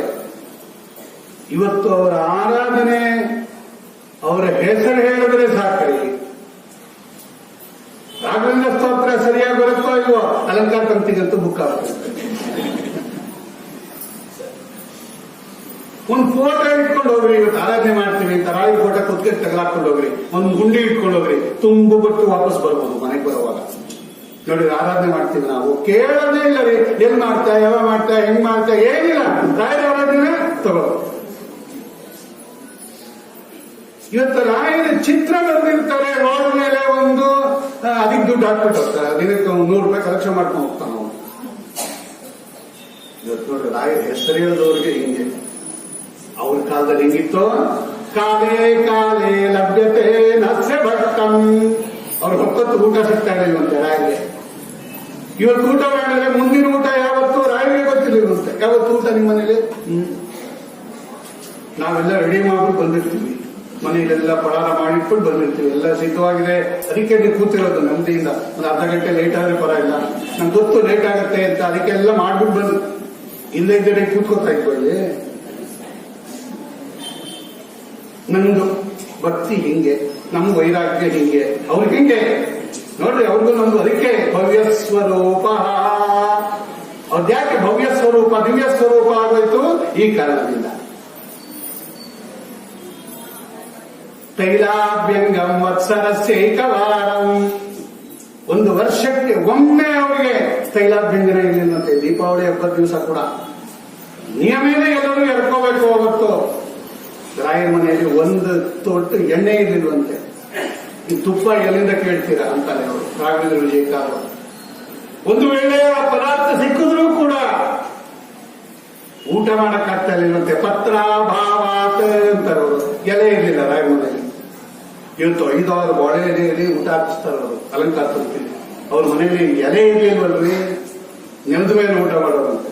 ಭೂಮೌ ಅದು ಏನು ಇಂಥ ಟೈಲ್ಸ್ ಮೇಲಾದ್ರೆ ಊಟ ಮಾಡ್ಬಿಡ್ಬೋದು. ರಾಯರ ಮನೆಯಲ್ಲಿ ಇದ್ದಿದ್ದು ಸಗಣಿ ಸಾರಿಸಿದ ಅಂಕು ನೆಲ. ಅದು ಅನ್ನ ಎಲ್ಲ ಹಾಕ್ತಾರೋ, ಸಾರು ಎಲ್ಲ ಹಾಕ್ತಾ ಇದ್ರು. ಅದು ಹೆಂಗ್ ತಿಂತಾ ಇದ್ರು ಮಹಾಸ್ವಾಮಿಗಳು? ಆ ತರ ಊಟ ಮಾಡೋದಂತೆ. ದಪ್ಪನಾಗಿರ್ತಕ್ಕಂಥ ಬಟ್ಟೆ. ಇವತ್ತು ಅಲಂಕಾರ ಪ್ರತಿ ಕೂತ್ಕೊಂಡ್ಗೆಲ್ಲ ರೇಷ್ಮೆ ಮಡಿ. ರಾಯರು ಉಟ್ಕೋತಾ ಇದ್ದಿದ್ದು ತುಂಬಾ ದಪ್ಪನಾಗಿರ್ತಕ್ಕಂತಹ ಮಡಿಯೆಲ್ಲ ನಾವಿವತ್ತು ಟೇಬಲ್ ಒರೆಸ್ತೀವಲ್ಲ, ಕೋರಾ ಕ್ಲಾತ್, ಅದು ಅವ್ರು ಉಟ್ಕೋತಾ ಇದ್ದಿದ್ದು. ನೋಡಿ, ಬಟ್ಟೆ ಇಂಥದ್ದು, ಆಹಾರ ಇಂಥದ್ದು, ಮನೆ ಇಂಥದ್ದು. ಚಿನ್ನೆ ವಸ್ತ್ರೆ ಭಿನ್ನ ಪಾನೀಯ ಪಾತ್ರೆ. ಹರಿದೋಗಿರೋದು ಅದು ಏನು, 2 ಸೆಟ್. ಒಂದು ಮೈ ಮೇಲೆ ಇರಬೇಕು, ಒಂದು ನಾಳೆ ಮಡಿಗೆ ಕೋನ್ ಮೇಲೆ ಇರಬೇಕು. ಇಷ್ಟೇ ರಾಯರು. ಒಡೆದೋಗಿರ್ತಕ್ಕಂಥ ತಾಲಿ. ಇಷ್ಟರ ಮಧ್ಯದಲ್ಲಿ ಇಷ್ಟು ಗ್ರಂಥ ಬರೆದಿದ್ದಾರೆ ರಾಯರು. 51 ಹೆಚ್ಚು ಗ್ರಂಥವನ್ನು ರಚನೆ ಮಾಡಿಕೊಟ್ಟಿರ್ತಕ್ಕಂಥದ್ದು. ಯಾಕೆ? ವೈರಾಗ್ಯ. ಅವರ ವೈರಾಗ್ಯ ನೋಡ್ರಿ, ಯಾರ ಹತ್ರ ಕೇಳಲಿಲ್ಲ. ಪರೀಕ್ಷೆ ಮಾಡಿದ ಸ್ವಾಮಿ ಮಾಡು, ಆ ಕಾಲಕ್ಕೆ ಬೇಕಾದ್ರೂ ಕೊಟ್ಟು. ಇದೇ ಹಿಂದಿನ ಅವತಾರದಲ್ಲಿ ವಿದ್ಯಾ ಕರ್ನಾಟಕ ಸಿಂಹಾಸನದಲ್ಲಿ ಕೂಡಿಸ್ಕೊಂಡು ರತ್ನಾಭಿಷೇಕ ಮಾಡಿಸ್ಕೊಂಡಿರ್ತಕ್ಕಂಥವರು ಇವತ್ತು ಕಾಲೇ ಕಾಲೇ ಲಭ್ಯತೆ ನಾಸ್ಯ ಭಕ್ತಂ. ಒಂದು ಕಾಲಕ್ಕೆ ಹಂಗ್ ಮಾಡ್ವಿ, ಒಂದು ಕಾಲಕ್ಕೆ ಹಿಂಗ್ ಮಾಡ್ವಿ, ನಿನ್ನ ಇಚ್ಛೆ ಇದ್ದಂಗಿರ್ಲಿ ಅಂತ ಹಂಗಿರೋರು. ಯಾವ ಭಾಗವತ ಧರ್ಮ ಇಲ್ಲ ತೋರಿಸ್ರಿ. ರಾಯರ ಶ್ರವಣ ಮನನ ನಿಧಿಧ್ಯಾಸನ ಯಾವತ್ತೂ ಭಗವಂತನ ಪದಾರವಿಂದದಿಂದ ಒಂದು ಸಲ ದೂರ ಹೋಗಲಿಲ್ಲ ಅವರ ಮನಸ್ಸು. ಶ್ರೀಮದ್ ರಾಮ ಪದಾರವಿಂದ ಮಧುಪಃ. ಭಗವಂತನನ್ನು ಕೊಂಡಾಡ್ತಕ್ಕಂತಹ ಶಾಸ್ತ್ರದಲ್ಲಿ ಅಚಲ ದೀಕ್ಷೆ ಇರಬೇಕು. ಭಾಗವತ ಧರ್ಮ ಅದು. ಭಾಗವತ ಶಾಸ್ತ್ರದಲ್ಲಿ ಅಚಲ ದೀಕ್ಷಾ. ತಮ್ಮ ಗ್ರಂಥದಲ್ಲಿ ಅದೆಷ್ಟು ನೇರವಾಗಿ ಭಾಗವತಕ್ಕೆ ವ್ಯಾಖ್ಯಾನ ಬರೆದಿಲ್ಲ ರಾಯರು, ಆದರೆ ತಮ್ಮ ಪರಿಮಳದಲ್ಲಾಗಲಿ ಬೇರೆ ಕಡೆ ಎಷ್ಟು ಭಾಗವತ ಇಂಥ ಸ್ಕಂದದಲ್ಲಿದೆ, ಇಂಥ ಸ್ಕಂದದಲ್ಲಿದೆ, ಇಂಥ ಸ್ಕಂದದಲ್ಲಿದೆ ತಕ್ಷಣ ತೋರಿಸ್ಬಿಡ್ತಾರೆ ರಾಯರು. ಸ್ವಪ್ನೇ ನಿರುತ್ಯ ಭ್ರಮೇತಿ ಸೌಖ್ಯ ನೋಡಿ, ಇಂಥ ಅಧ್ಯಾಯದಲ್ಲಿದೆ, ಇಂಥ ಸ್ಕಂದದಲ್ಲಿದೆ, ಬರೆದ್ಬಿಡ್ತಾರೆ ರಾಯರು. ಏನು ಜ್ಞಾನ ಅವರಿಗೆ! ಭಾಗವತ ಶಾಸ್ತ್ರದಲ್ಲಿ ಅಷ್ಟು ಆಸಕ್ತಿ ರಾಯರಿಗೆ. ಬೇರೆ ಶಾಸ್ತ್ರಗಳನ್ನ ನಿಂದನೆ ಮಾಡ್ತಾ ಇರಲಿಲ್ಲ ರಾಯರು. ಅದೊಂದು ಭಾಗವತ ಧರ್ಮ. ಯಾವುದು ಹರಿಭಕ್ತಿಗೆ ಪೂರಕವಾಗಿರುತ್ತಲ್ಲ ಶಾಸ್ತ್ರ, ಸಾಲಂಕಾರಕ ಕಾವ್ಯನಾಟಕ ಕಲಾ ಕಾಣಾದ ಪಾತಂಜಲ ತ್ರಯ್ಯರ್ಥ ಸ್ಮೃತಿ ಜೈಮಿನೀಯ ಕವಿತಾ ಸಂಗೀತ ಪಾರಂಗತಃ. ಅದು ಜ್ಯೋತಿಷ್ಯ ಆಗಿರ್ಬೋದು, ಸಂಗೀತ ಆಗಿರ್ಬೋದು, ವೀಣಾವಾದನ ಆಗಿರ್ಬೋದು, ವ್ಯಾಕರಣ ಆಗಿರ್ಬೋದು, ಕಾವ್ಯ ಮೀಮಾಂಸ, ಅದೆಲ್ಲ ಭಗವದ್ಭಕ್ತಿಗೆ ಕಾರಣೀಭೂತವಾದದ್ದು. ಶಾಸ್ತ್ರವನ್ನು ಚೆನ್ನಾಗಿ ತಿಳ್ಕೊಳ್ಳೋಕೆ ಬೇಕಾಗಿರ್ತಕ್ಕಂಥದ್ದು. ಅದರಲ್ಲಿ ಅನಿಂದ್ಯಂ, ನಿಂದನೆ ಮಾಡಬಾರದು ಅನ್ನೋಕ್ಕೆ ಭಾಗವತ ಅದನ್ನು ಇಟ್ಕೊಂಡಿದ್ರು, ಅಧ್ಯಯನ ಮಾಡಿದ್ರು. ಆದರೆ ಎಲ್ಲವನ್ನೂ ಕೂಡ ಭಗವಂತನಿಗೆ ಸಮರ್ಪಣೆ ಮಾಡ್ತಾರೆ. ಒಂದು ದಿವಸ ನಾನು ಕಚೇರಿ ಮಾಡಿದ್ದಾರೆ ರಾಯರು ಅಂತ ಹೇಳಿದರೆ, ವೀಣಾವಾದನ ಅವರ ವಂಶಕ್ಕೆ ಬಂದಿರತಕ್ಕಂಥ ದೊಡ್ಡ ಕೊಡುಗೆ. ಅವರ ತಂದೆ, ಅವರ ತಾತ ಕನಕಾಚಲ ಭಟ್ಟರು, ಅವರ ಮುತ್ತಾತ ತಿಮ್ಮಣ್ಣ ಭಟ್ಟರು, ಇವರ ತಂದೆ, ಎಲ್ಲ ವೈದಿಕ ವೀಣಾ ಪರಂಪರೆ. ಅದೆಲ್ಲ ಅರಮನೆಯ ವಿದ್ವಾಂಸರು. ಒಂದು ದಿವಸ ರಾಯರೆಲ್ಲ ದುಡ್ಡಿಗೆ ಕಚೇರಿ ಮಾಡಿದಾರ. ವಿನಯನು ನುಡಿಸುತ್ತಲಿ ವೇಣುಗೋಪಾಲನನು ಜಾಣತನದಲ್ಲಿ ಮೆರೆಸಿ. ಅದಕ್ಕೆ ವೇಣುಗೋಪಾಲನನ್ನ ಕುಣಿಸಿದ್ರಿ ನೀವು. ವೀಣೆಯನ್ನು ನುಡಿಸುತ್ತದೆ, ಒಬ್ಬರ ಮುಂದೆ ಕೈ ಚಾಚಲಿಲ್ಲ. ಏನು ಭಾಗವತ ಧರ್ಮ ರಾಘವೇಂದ್ರ ಸ್ವಾಮಿಗಳು. ಇದನ್ನು ಕೇಳಬೇಕಂತೆ ಅವರ ಸನ್ನಿಧಾನಕ್ಕೆ ಬಂದು. ಎಷ್ಟು ಭಾಗವತ ಧರ್ಮವನ್ನು ಅಳವಡಿಸಿಕೊಂಡಿದ್ದೀರಲ್ಲ ರಾಘವೇಂದ್ರ ಸ್ವಾಮಿಗಳೇ, ಒಂದು ಕೊಡ್ರಿ ನನಗೆ. ಒಂದು ಜನ್ಮದಲ್ಲಿ ಒಂದು, ಯಾವುದಾದ್ರೂ ಒಂದು ನನಗೂ ಅನುಗ್ರಹ ಮಾಡ್ರಿ. ಸಂತೋಷದಿಂದ ಕೊಡ್ತಾರಂತೆ ಇಂತಹ ವ್ಯಕ್ತಿತ್ವ ರಾಘವೇಂದ್ರ ಸ್ವಾಮಿಗಳ ವ್ಯಕ್ತಿತ್ವ. ಭವ್ಯ ಸ್ವರೂಪ. ಯಾಕಿದೆಲ್ಲ ಆಯಿತು? ಅವರ ಒಳಗಡೆ ಇದ್ದು ನಡೆಸ್ತಾ ಇರೋನು ಯಾರೇ ಅವನು? ರಾಮ ನರಹರಿ ಕೃಷ್ಣ ಕೃಷ್ಣ ನಾರಾಯಣಾಖ್ಯ ರೂಪ ಪಂಚತೆ ಯೋಷತೆ ಸತ್ವಂ ಯತಿರಾಟ್ ಅಪಾರವಾರೆ ಅತಿ ದುಸ್ಸಾರೆ. 5 ರೂಪಗಳಿಂದ ಇದ್ದಾನೆ ಭಗವಂತ ಅವರ ಒಳಗಡೆ. ನೋಡಲೆ ಮನವೇ ಕೊಂಡಾಡು ಗುರುಗಳ ಪಾಡ ಈಡಿಲ್ಲವೋ ಪುಣ್ಯಕ್ಕೆ. ಹರಿ ಇವರ ರೂಪ ನಾಮದಲ್ಲಿ ಮೆರೆವ ಅಂತಾರೆ ದಾಸರಾಯರು. ಭಗವಂತ ಇವರ ಹೆಸರಲ್ಲಿ ಒಳಗಡೆಯಿಂದ ಮೆರೀತಾ ಇದ್ದಾನಂತೆ. ಇವರ ರೂಪ ನಾಮದಲ್ಲಿ ಪರಿಪರಿಯ ವರವ ಗೆರೆವ ಅವ್ರು ಕೊಡ್ತಾ ಇರೋದು. ಇವತ್ತು ಕೇಳಿದ್ದೆಲ್ಲ ಕೊಡ್ತಾರಲ್ಲ, ಅದು ಒಳಗಡೆ ರಾಮಚಂದ್ರ ದೇವರು ರಾಘವೇಂದ್ರ ಅನ್ನೋ ಹೆಸರಿನಿಂದ ಕೊಡ್ತಾ ಇರೋದು. ಗೋಪಾಲದಾಸರು ಬರೀತಾರೆ ಅವರು. ಇದು ಭವ್ಯ ಸ್ವರೂಪ ದೇವಸ್ವಭಾವ. ಇನ್ನ ಇವತ್ತಿನ ವಿಷಯ ನಮೋ ಅತ್ಯಂತ ದಯಾಳವೇ. ಯಾಕಾಗ್ತದೆ ಅತ್ಯಂತ ದಯಾಳುತ್ವ ಯಾಕೆ ಬರ್ತದೆ? ಇದನ್ನು ವಿಚಾರ ಮಾಡೋಣ ಸ್ವಲ್ಪ. ತಮಗಿಂತ ಕೆಳಗಡೆ ಇರ್ತಕ್ಕಂಥವರ ಮೇಲೆ ದಯಾ, ಕಾರುಣ್ಯ, ಅನುಕಂಪ ಏನ್ ಬೇಕಾದ್ರೂ ಇಟ್ಕೊಳ್ತಾರೆ. ಅವರ ಕಷ್ಟವನ್ನು ನೋಡಿ ಮರುಗುವ ಸ್ವಭಾವ. ಅದಕ್ಕೋಸ್ಕರನೇ ಇವತ್ತು ಅವರು ಧಾರಾಳವಾಗಿ ಕೊಡ್ತಾ ಇದ್ದಾರೆ. ಅವರಿಗಿಂತ ಉತ್ತಮರ ಮೇಲೆ ಬೇಕಾದಷ್ಟು ಇದೆಲ್ಲ ನೋಡುದು. ಇವತ್ತು ವ್ಯಾಖ್ಯಾನ ಬರೆದ್ರು ಆಯ್ತು. ಇನ್ನು ಅವರಿಗಿಂತ ಕೆಳಗಡೆ ಇರ್ತಕ್ಕಂಥ ಅಸ್ಮದಾದಿಗಳ ಮೇಲೆ ಎಷ್ಟು ಕಾರುಣ್ಯ ದೇವರು. ಕರುಣಿಗಳೊಳಗೆನೆ ಗಾಣೆ ನಾವು ನಿನಗೆ ಸದ್ಗುರುವರ ರಾಘವೇಂದ್ರ. ಅವರೇ ಹೇಳ್ತಾರೆ, ದಾಸರಾಯರೇ ಹೇಳ್ತಾರೆ, ಕರುಣಿಗಳೊಳಗೆ ಎನೆಗಾಣೆನೋ ನಿಮಗೆ ಸರಿಸಾಗಿ ಯಾರಿದ್ದಾರೆ ಸ್ವಾಮಿ. ಏನು ಅತ್ಯಂತ ದಯಾಳುತ್ವ ಅಂದ್ರೆ, ಈ ಅತ್ಯಂತ ಶಬ್ದ ಇದೆಯಲ್ಲ, ಇದು ಭಗವರ್ತ ಗರ್ಭಿತ ಇದೆ. ಕೆಲವೊಂದು ವಿಚಾರ ಮಾಡಿ ತುಂಬಾ ಇದೆ. ಒಬ್ಬ ಮನುಷ್ಯ ಲೋಕದಲ್ಲಿ ದಯಾಳು ಆಗಿರ್ತಾನ್ರಿ, ಆದ್ರೆ ತುಂಬಾ ವರ್ಷ ದಯಾಳುತ್ವ ಇರೋದಿಲ್ಲ. ಅವನು ತುಂಬಾ ದಯಾಳು ಆಗಿರ್ತಾನೆ ಯಾವಾಗ ಅವನಿಗೇನು ಪ್ರಾಬ್ಲಮ್ ಇಲ್ಲದೆ ಇದ್ದಾಗ. ನಾಳೆ ಅವನಿಗೆ ಪ್ರಾಬ್ಲಮ್ ಬಂತು ಅಂತ ಹೇಳಿ ಯಾರೋ ತುಂಬಾ ದಯಾಳುಗಳು ಕರುಣಾಶಾಲಿಗಳು ಅಂತ ಹೇಳಿದ್ರು, ನಮ್ಗೆ ಏನಾರ ಕೊಡ್ತೀರಾ ಅಂತ ಹೇಳೋ, ಅಯ್ಯೋ ನನಗೇ ಬೇಕು ಅಂತ. ಅಂದ್ರೆ ನಮ್ಮ ದಯಾಳುತ್ವ ಟೆಂಪರರಿ ದಯಾಳುತ್ವ. ರಾಯರ ದಯಾಳುತ್ವ 350 ವರ್ಷ ಆಯ್ತು ಅವರು ಬೃಂದಾವನಸ್ಥರಾಗಿ. ಅವತ್ತಿನಿಂದ ನೋಡ್ರಿ ಇವತ್ತು ತನಕ ಕೊಡ್ತಾ ಇದ್ದಾರೆ, ಅನುಗ್ರಹ ಮಾಡ್ತಾ ಇದ್ದಾರೆ. ಇಷ್ಟು ಲಾಂಗ್ ಪೀರಿಯಡ್ ದಯಾಳುತ್ವ. ಇದು ಅತ್ಯಂತ ದಯಾಳು.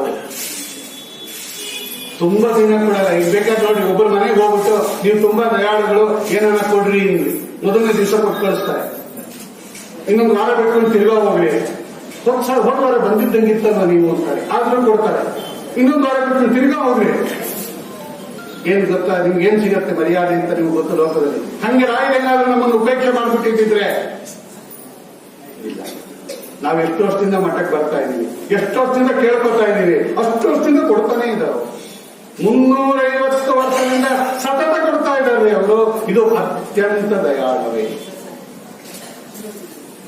ಆಮೇಲೆ ಕೆಲವರಿಗೆ ಮಾತ್ರ ಕೊಡ್ತಾರೆ ಲೋಕದಲ್ಲಿ, ಇದು ಉಂಟು. ರಾಯರಂಗಲ್ಲ, ಯಾರನ್ನ ಬರಲಿ ಅವರು ಭಕ್ತಿಯಿಂದ ಬರಬೇಕು. ಭಕ್ತಿಯಿಂದ ಅವರ ಹತ್ರ ಯಾರು ಬರ್ತಾರೆ? ರಾಘವೇಂದ್ರ ಗುರುವೇ ಗತಿಯೆಂದು ರಾಗದಿಂದ ನೀ ಭಜಿಪ. ಯಾರಿವತ್ತು ರಾಘವೇಂದ್ರ ಕೊಡ್ರಿ ನಮಗೆ ಅಂತಾರೆ ನೋಡಿ, ಅವ್ರಿಗೆಲ್ಲ ಕೊಡ್ತಾ ಇದ್ದಾರೆ. ನಂಬರ್ ಆಫ್ ಪೀಪಲ್ ಅದರ ಮೇಲೆ ಅತ್ಯಂತ ಅನ್ನೋದು ಡಿಸೈಡ್ ಮಾಡಬೇಕು. ನಂಬರ್ ಆಫ್ ಇಯರ್ಸ್ ಅದರ ಮೇಲೆ ಅತ್ಯಂತ ಅನ್ನೋದು ಡಿಸೈಡ್ ಮಾಡಬೇಕು. ಕಂಟಿನ್ಯೂಟಿ ಅದರ ಮೇಲೆ ಅತ್ಯಂತ ಅನ್ನೋದು ಡಿಸೈಡ್ ಮಾಡಬೇಕು. ಇವತ್ತು ಒಬ್ಬರೇ ಇಬ್ಬರ, ಕೆಲವರು ತುಂಬಾ ದಯಾಳುಗಳು ಅಂತ ಗೊತ್ತಾದ್ರೆ ಎಲ್ಲರೂ ಅವ್ರ ಮನೆಗೆ ಹೋಗ್ತಾರೆ. ನೋಡ್ರಿ ಅವ್ರು ಕೊಡ್ತಾರಂತೆ, ಸಹಾಯ ಮಾಡ್ರಿ. ಎಲ್ಲರೂ ಹೊರಟೋಗೋದು ಅವ್ರ ಹತ್ರ ಪ್ರಸಿದ್ಧಿ ಮುಗಿಸ್ಕೊಂಡು, ನೀವು ತುಂಬಾ ದಯಾಳುಗಳಂತೆ, ಆರಾಧನೆಗೆ ಸಹಾಯ ಮಾಡ್ತೀರಂತೆ. ಅಯ್ಯೋ ಎಲ್ಲರೂ ಬರ್ತೀರ, ತಲೆ ತಿನ್ಬೇಡ್ರಿ ಅಂತಾರೆ ಅವರು. ಇವತ್ತು ರಾಯರು ಮೂಲೆ ಮೂಲೆಗಳಿಂದ ಬರ್ತಾರೆ ಪ್ರಪಂಚದಲ್ಲಿ, ಎಲ್ಲರಿಗೂ ಕೊಡ್ತಾರೆ. ಅತ್ಯಂತ ದಯಾಳು ಇದ್ದವ್ರು ಮಾತ್ರ ಹಿಂಗೆ ಕೊಡೋದು. ಇವ್ರು ಸೆಲೆಕ್ಟೆಡ್ಗೆಲ್ಲ ಎಲ್ಲರಿಗೂ ಕೊಡ್ತಾರೆ. ಇದೊಂದು ಅತ್ಯಂತ ದಯಾಳುತ್ವ. ಇನ್ನೊಂದು ನಮೋ ಅತ್ಯಂತ ದಯಾಳವೇ ಅಂದ್ರೆ ಲೋಕದಲ್ಲಿ ಒಬ್ಬರಿಗೆ ಒಂದ್ಸಲ ಕೊಟ್ಟರೆ ತಿರ್ಗಾ ಅವ್ರಿಗೆ ಕೊಟ್ಟರೆ ಕೊಡೋದಿಲ್ಲ, ಆಯ್ತಾ ಇಲ್ಲ ಒಂದು ಹೊರಡ್ರಿ ಅಂತಾರೆ. ಕೊಟ್ಟವರಿಗೆ ಕೊಡ್ತಾ ಇದ್ದಾರೆ. ನೋಡಿ, ಇದೊಂದು ದಯಾಳುತ್ವ. ಒಂದ್ಸಲ ಕೊಟ್ಬಿಟ್ರೆ ಆಯ್ತು ಅಂತಾರಲ್ಲ. ಪ್ರಸಾದ 2ನೇ ಸಲ ಕೇಳ್ರಿ ಮಠದಲ್ಲಿ. 1ನೇ ಸಲನೇ ಟೋಕನ್ ಕೇಳ್ತಾರೆ, ಇನ್ನು 2ನೇ ಸಲ ಕೇಳ್ದೋರ್ನೆ ಕೇಳ್ರಿ, ಕೊಡ್ಲಿಲ್ವಾ ಅವಾಗ ಅಂತಾನೆ. ನೋಡಿ, ರಾಯರ ಹತ್ರ ಕೇಳಿದ್ರೆ ತಗೋತಾ ಇದ್ವಿ, ನಾವೇ ತಗೋತಾ ಇಲ್ವಾ? ಒಂದಾಯ್ತು, ಸ್ವಾಮಿ ಕೆಲಸ ಸಿಗ್ಬೇಕು, ಬಂದ್ವಿ ರಾಯರ ಮಠಕ್ಕೆ, ಕೊಟ್ರು. ಸ್ವಾಮಿ ಸಂಬಳ ಜಾಸ್ತಿ ಆಗ್ಬೇಕು, ಕೊಟ್ರು. ಮದುವೆ ಆಗಬೇಕು, ಕೊಟ್ರು. ಮಕ್ಕಳಾಗಬೇಕು, ಕೊಟ್ರು. ಸೈಟ್ ತಗೋಬೇಕು, ಕೊಟ್ರು. ಕೊಳ್ಳೋರಿಗೆ ಕೊಡ್ತಾ ಇದ್ದಾರೆ ಇವರು. ಇದು ಒಂದು ಅತ್ಯಂತ ದೇವ. ನಮ್ದೇ ಅನುಭವ ಇಲ್ಲ. ಒಂದೊಂದು ಸಲ ಬಂದಾಗ ಒಂದೊಂದು ಬೇಡಿಕೆ ಇಟ್ಕೊಂಡು ಬರ್ತಿರ್ತಾನೆ, ಕಾಯಿಲೆ ಬಂದ್ಬಿಡ್ತು, ಸ್ವಾಮಿ ವಾಸ ಮಾಡಬೇಕು. ಅವತ್ತು ಬೇರೆ ಇತ್ತು ನಮ್ ಡಿವೈಡ್, ಅವತ್ತು ನಮ್ಗೆ ಕೆಲಸ ಬೇಕಾಗಿತ್ತು, ಬಂದ್ವಿ ರಾಯರ ಹತ್ರ, ಕೊಟ್ರು. ಇವತ್ತು ಕಾಯಿಲೆ ಬಂದ್ಬಿಡ್ತು, ತಿರ್ಗಾ ಬಂದ್ವಿ, ಕೊಟ್ಟರು ಇಲ್ಲ. ರಾಜಚೋರ ಮಹಾವ್ಯಾಘ್ರ ಸರ್ಪನಕ್ರ ಆದಿಪೀಡನಂ ನ ಜಾಯತೆ ಸ್ತೋತ್ರಸ್ಯ ಪ್ರಭಾವನ್ನರ್ಥ ಸಂಶಯ. ಆ ಸ್ತೋತ್ರ ಹಂಗೆ ಬೇಕಾದ್ರೆ ನೋಡ್ಕೊಂಡು ಹೋಗ್ರಿ. ನೋಡಿ, ಕೊಟ್ಟವ್ರಿಗೆ ಕೊಡ್ತಾ ಇರೋದಿದೆಯಲ್ಲ, ಇದೊಂದು ದಯಾಳುತ್ವ. ಅವ್ರ ಮೇಲೆ ತುಂಬಾ ದಯಾಳು ಆಗಿದ್ರೆ ಹಂಗೆ ಕೊಡೋದು. ಇಲ್ಲ ಹೋದ್ಸಲ ಕೊಟ್ಟಿನಲ್ವಾ, ಇನ್ ಸದ್ಯಕ್ಕೆ ಆಗಲ್ಲ, ಹೋಗು ಅಂತ ಕಳಿಸ್ಬಿಡೋದು. ನಾವೆಲ್ಲ ಹಂಗೆ ಮಾಡೋದು. ನೋಡಿ, ಕೊಟ್ಟವ್ರಿಗೆ ಕೊಡ್ತಾ ಇದ್ದಾರೆ, ಅದೊಂದು ದಯಾಳುತ್ವ. ತುಂಬಾ ವರ್ಷದಿಂದ ಕೊಡ್ತಾ ಇದ್ದಾರೆ, ಅದೊಂದು ದಯಾಳುತ್ವ. ಬಂದವರಿಗೆಲ್ಲ ಕೊಡ್ತಾ ಇದ್ದಾರೆ, ಅದೊಂದು ದಯಾಳುತ್ವ. ಅದೆಲ್ಲದಕ್ಕಿಂತ ಇನ್ನೊಂದು, ಅವನು ಎಷ್ಟೇ ದಯಾಳು ಆಗಿರ್ಬೋದು, ಅವ್ರ ಮನೆಗೆ ನಾವು ಹೋಗ್ಬೇಕೆ ಹೊರತು ನಮ್ಮ ಮನೆಗೆ ಅವನು ಬಂದು ಕೊಡಲ್ಲ. ಬೇಕಾದ್ರೆ ನೋಡ್ರಿ, ನಾವು ಅವನ ಹತ್ರ ಹೋಗ್ಬೇಕು, ನಮ್ಗೆ ಕಷ್ಟ ಇದೆ ಏನಾದ್ರೂ ಕೊಡಿ, ಅವ್ರ ಮನೆಗೆ ಬಂದು ಕೊಡ್ತಾರ? ರಾಯ ನಮ್ಮ ಹತ್ರ ಬರ್ತಾರೆ. ಕುಂದದೇವರ ಮಂತ್ರಾಲಯದಲ್ಲಿರುವ ಕರದಲ್ಲಿಗೆ ಬರುವ ಸಂದರ್ಶನ ಮಾತ್ರದಲ್ಲಿ ಮಹತ್ಪಾಪ ಪರಿದೋಡಿಸಲಾಪ ವೃಂದಾವನಗತ ಮೃತ್ತಿಕ ಜಲಪಾನ ಮುಕ್ತಿಗೆ ಸೋಪಾನ ಮಂದಭಾಗ್ಯರಿಗೆ ದೊರಗದಿವರ ಸೇವಾ ಶರಣರ ಸಂಜೀವ ರಾಘವೇಂದ್ರ ಗುರು ರಾಯರ ಸೇವಿಸಿರೋ ಸೌಖ್ಯದಿ ಜೀವಿಸಿರೋ ರಾಘವೇಂದ್ರ ಗುರು ರಾಯರ ಸೇವಿಸಿರೋ. ನೋಡಿ, ಇದು ಅತ್ಯಂತ ದೇವತ್ವ. ನಮ್ಮ ಮನೆಗೆ ಬಂದು ಕೊಡ್ತಾ ಇದ್ದಾರೆ ಇವರು. ನಾವು ಹೋಗೋದಕ್ಕಾಗಲ್ಲ ಸ್ವಾಮಿ, ಮಂತ್ರಾಲಯಕ್ಕೆ ಬರಕ್ಕಾಗಲ್ಲ, ಕೈಕಾಲೆಲ್ಲ ಬಿದ್ದೋಗಿದೆ, ಹೇಳುವ ನಾನು ಮಂತ್ರಾಲಯಕ್ಕೆ ಬರಕ್ಕಾಗಲ್ಲ, ನಾ ಬರ್ತೀನಿ ನಿನ್ನ ಹತ್ರ ಅಂದ್ರು. ನಾ ಬರ್ತೀನಿ. ಇವತ್ತು ಒಂದೊಂದು ಏರಿಯಾಗೆ ಒಂದೊಂದು ರೋಡ್ ಒಂದೊಂದು ರಾಯರ ಮಠ, ಪಕ್ಕದ ಊರು ಇದಕ್ಕೆ ಹೋದ್ರೆ ರಾಯರ ಮಠ. ನಾ ಬರ್ತೀನಿ ನಿಮ್ಮ ಹತ್ರ ಅಂದ್ರು. ಕರೆದಲ್ಲಿಗೆ ಬರುವ, ಅಲ್ಲಿ ಬಂದು ನಮಗೆ ಕೊಡ್ತಾ ಇದ್ದಾರೆ. ಈ ತರ ಕಾರಣ ಯಾರಿಗಿರುತ್ತೆ? ಇವತ್ತು ಡೆತ್ ಸರ್ಟಿಫಿಕೇಟ್ ತಗೋಬೇಕು ಅಂದ್ರೆ ನಮ್ಮ ಹಣೆ ಬರಕ್ಕೆ 5,000 ರೂಪಾಯಿ ಕೊಡಬೇಕು. ಅವನ ಹತ್ರ ಹೋಗಿ ಕಾಲು ಹಿಡ್ಕೊಂಡು ನಾನು ಕೊಡಲ್ಲ ಅಂತವನು. ನೋಡಿ, ಲೋಕದಲ್ಲಿ ದಯಾಳುತ್ವ ಹೆಂಗಿದೆ, ಇವ್ರ ದಯಾಳುತ್ವ ಹೆಂಗಿದೆ. ಇನ್ನೊಂದು ದಯಾಳುತ್ವ, ತುಂಬಾ ಪ್ರೀತಿಯಿಂದ ಕೊಡೋದಿದೆಯಲ್ಲ, ಇದೊಂದು. ಕೆಲವು ಸಲ ದಯಾಳುಗಳೇ ಆಗಿರ್ತಾರೆ ಅವರು. ಯಾವಾಗಲೂ ಹೋಗ್ತೀವಿ, ಅವ್ರಿಗೆ ಬೇಜಾರಾಗಿರುತ್ತೆ, ಮೂಡ್ ಇರೋದಿಲ್ಲ, ಅವಾಗ ಹೋಗ್ತೀವಿ, ಆರಾಧನೆ ಮಾಡ್ತೀವಿ, ದುಡ್ಡು ಕೊಡ್ತೀವಿ. ಅಯ್ಯೋ, ನಮ್ಮ ಮನೇಲೆ ಕಂದನ ಮೊರೆ ಕೇಳಿ ಜನನಿಯು ಬರುವಂತೆ ಬಂದನು ರಾಘವೇಂದ್ರ, ಇಂದಿಲ್ಲಿಗೆ ಬಂದನು ರಾಘವೇಂದ್ರ. ಈ ಲೋಕದಲ್ಲಿ ಈ ತರ ಕಾರುಣ್ಯ ತಾಯಿ ಒಬ್ಬಳಿಗೆ ಇರೋದ್ರಿ. ಯಾಕೆ ಆ ದೃಷ್ಟಾಂತ ಕೊಟ್ಟಿದ್ದಾರೆ ಗೊತ್ತಾ? ತಾಯಿಯಿಂದ ಉಪಕಾರ ಪಡೆದ ಮಕ್ಕಳು ತಾಯಿಗೆ ಎಷ್ಟು ಅಪಕಾರ ಮಾಡಿದ್ರು ಕೂಡ ತಾಯಿಗೆ ಮಕ್ಕಳ ಮೇಲೆ ದಯ ಹೋಗಲ್ಲ. ತಾಯಿಯಿಂದ ಇವರು ಬೇಕಾದಷ್ಟು ಉಪಕಾರ ಪಡೆದಿರ್ತಾನೆ, ಆದ್ರೆ ತಾಯಿಯನ್ನ ವೃದ್ಧಾಶ್ರಮಕ್ಕೆ ಸೇರಿಸ್ಬಿಟ್ಟಿರ್ತಾನೆ ಅಂತ್ಯಕಾಲದಲ್ಲಿ. ಅವಳು ಅದೇ ಇರ್ತಾಳೆ ಕಷ್ಟಪಟ್ಟು, ನಿಮ್ಗೆ ಯಾರು ಇಲ್ವಾ ಅಂದ್ರೆ ಎಲ್ಲ ಇದ್ದಾರೆ, ಏನ್ ಮಾಡೋದು ಅಂತ ಪಾಪ ಕಷ್ಟ ದುಃಖ ನುಂಗ್ಕೊಂಡು ವೃದ್ಧಾಶ್ರಮದಲ್ಲಿ ಇರ್ತಾಳೆ.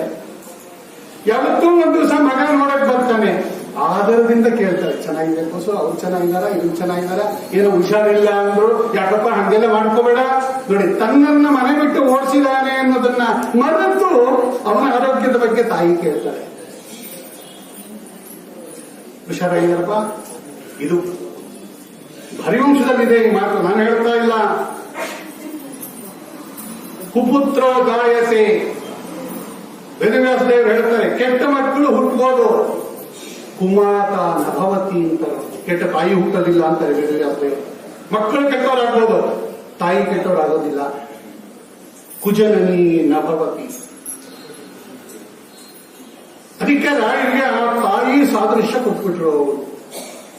ರಾಯಬಾರೋ ತಂದೆ ತಾಯಿ ಬಾರೋ ನಮ್ಮ ಕಾಯಬಾರೋ, ಮೈಗಳ ಮದ್ದಿಸಿದ ರಾಘವೇಂದ್ರ ರಾಯಬಾರೋ ತಾಯಿ ಬಾರೋ. ಏನ್ ತಾಯಿ ನಮಗೆ ರಾಯರು? ಯಾವ ವಿಷಯದಲ್ಲಿ ತಾಯಿಯಪ್ಪ? ಯಾಕೆ ಕೊಟ್ಟರು? ಸುಮ್ಮನೆ ವಿಶೇಷಣ ಕೊಟ್ಬಿಟ್ರ ರಾಯರು ತಾಯಿ ಅಂತ? ತಾಯಿಯಾಗಿ ಏನ್ ಮಾಡಿದ್ದಾರೆ ನಮಗೆ? ಇದು ಅವ್ರು ಮಾಡಿರ್ತಕ್ಕಂಥದ್ದು. ಅರ್ಥಾತ್ ಅವರಿಂದ ಬೇಕಾದಷ್ಟು ಸಂಪಾದನೆ ಮಾಡಿ, ಅವರಿಂದ ಬೇಕಾದಷ್ಟು ಅನುಗ್ರಹ ಕೊಡೋದು, ಅವ್ರು ಹೇಳಿದ ಒಂದು ಕೆಲಸನೂ ಮಾಡಿಲ್ಲ ನಾವು. ಆದರೂ ಕೂಡ ನಮ್ಮನ್ನು ತೊಡೆ ಮೇಲೆ ಇಟ್ಟು ಆಡಿಸ್ತಾ ಇದ್ದಾರೆ ರಾಯರು. ಇದು ರಾಯರ ಅತ್ಯಂತ ಲೋಕದಲ್ಲಿ ಅತ್ಯಂತ ದಯಾಳು ಅಂದ್ರೆ ಮಾತೃ ತಾಯಿನೇ.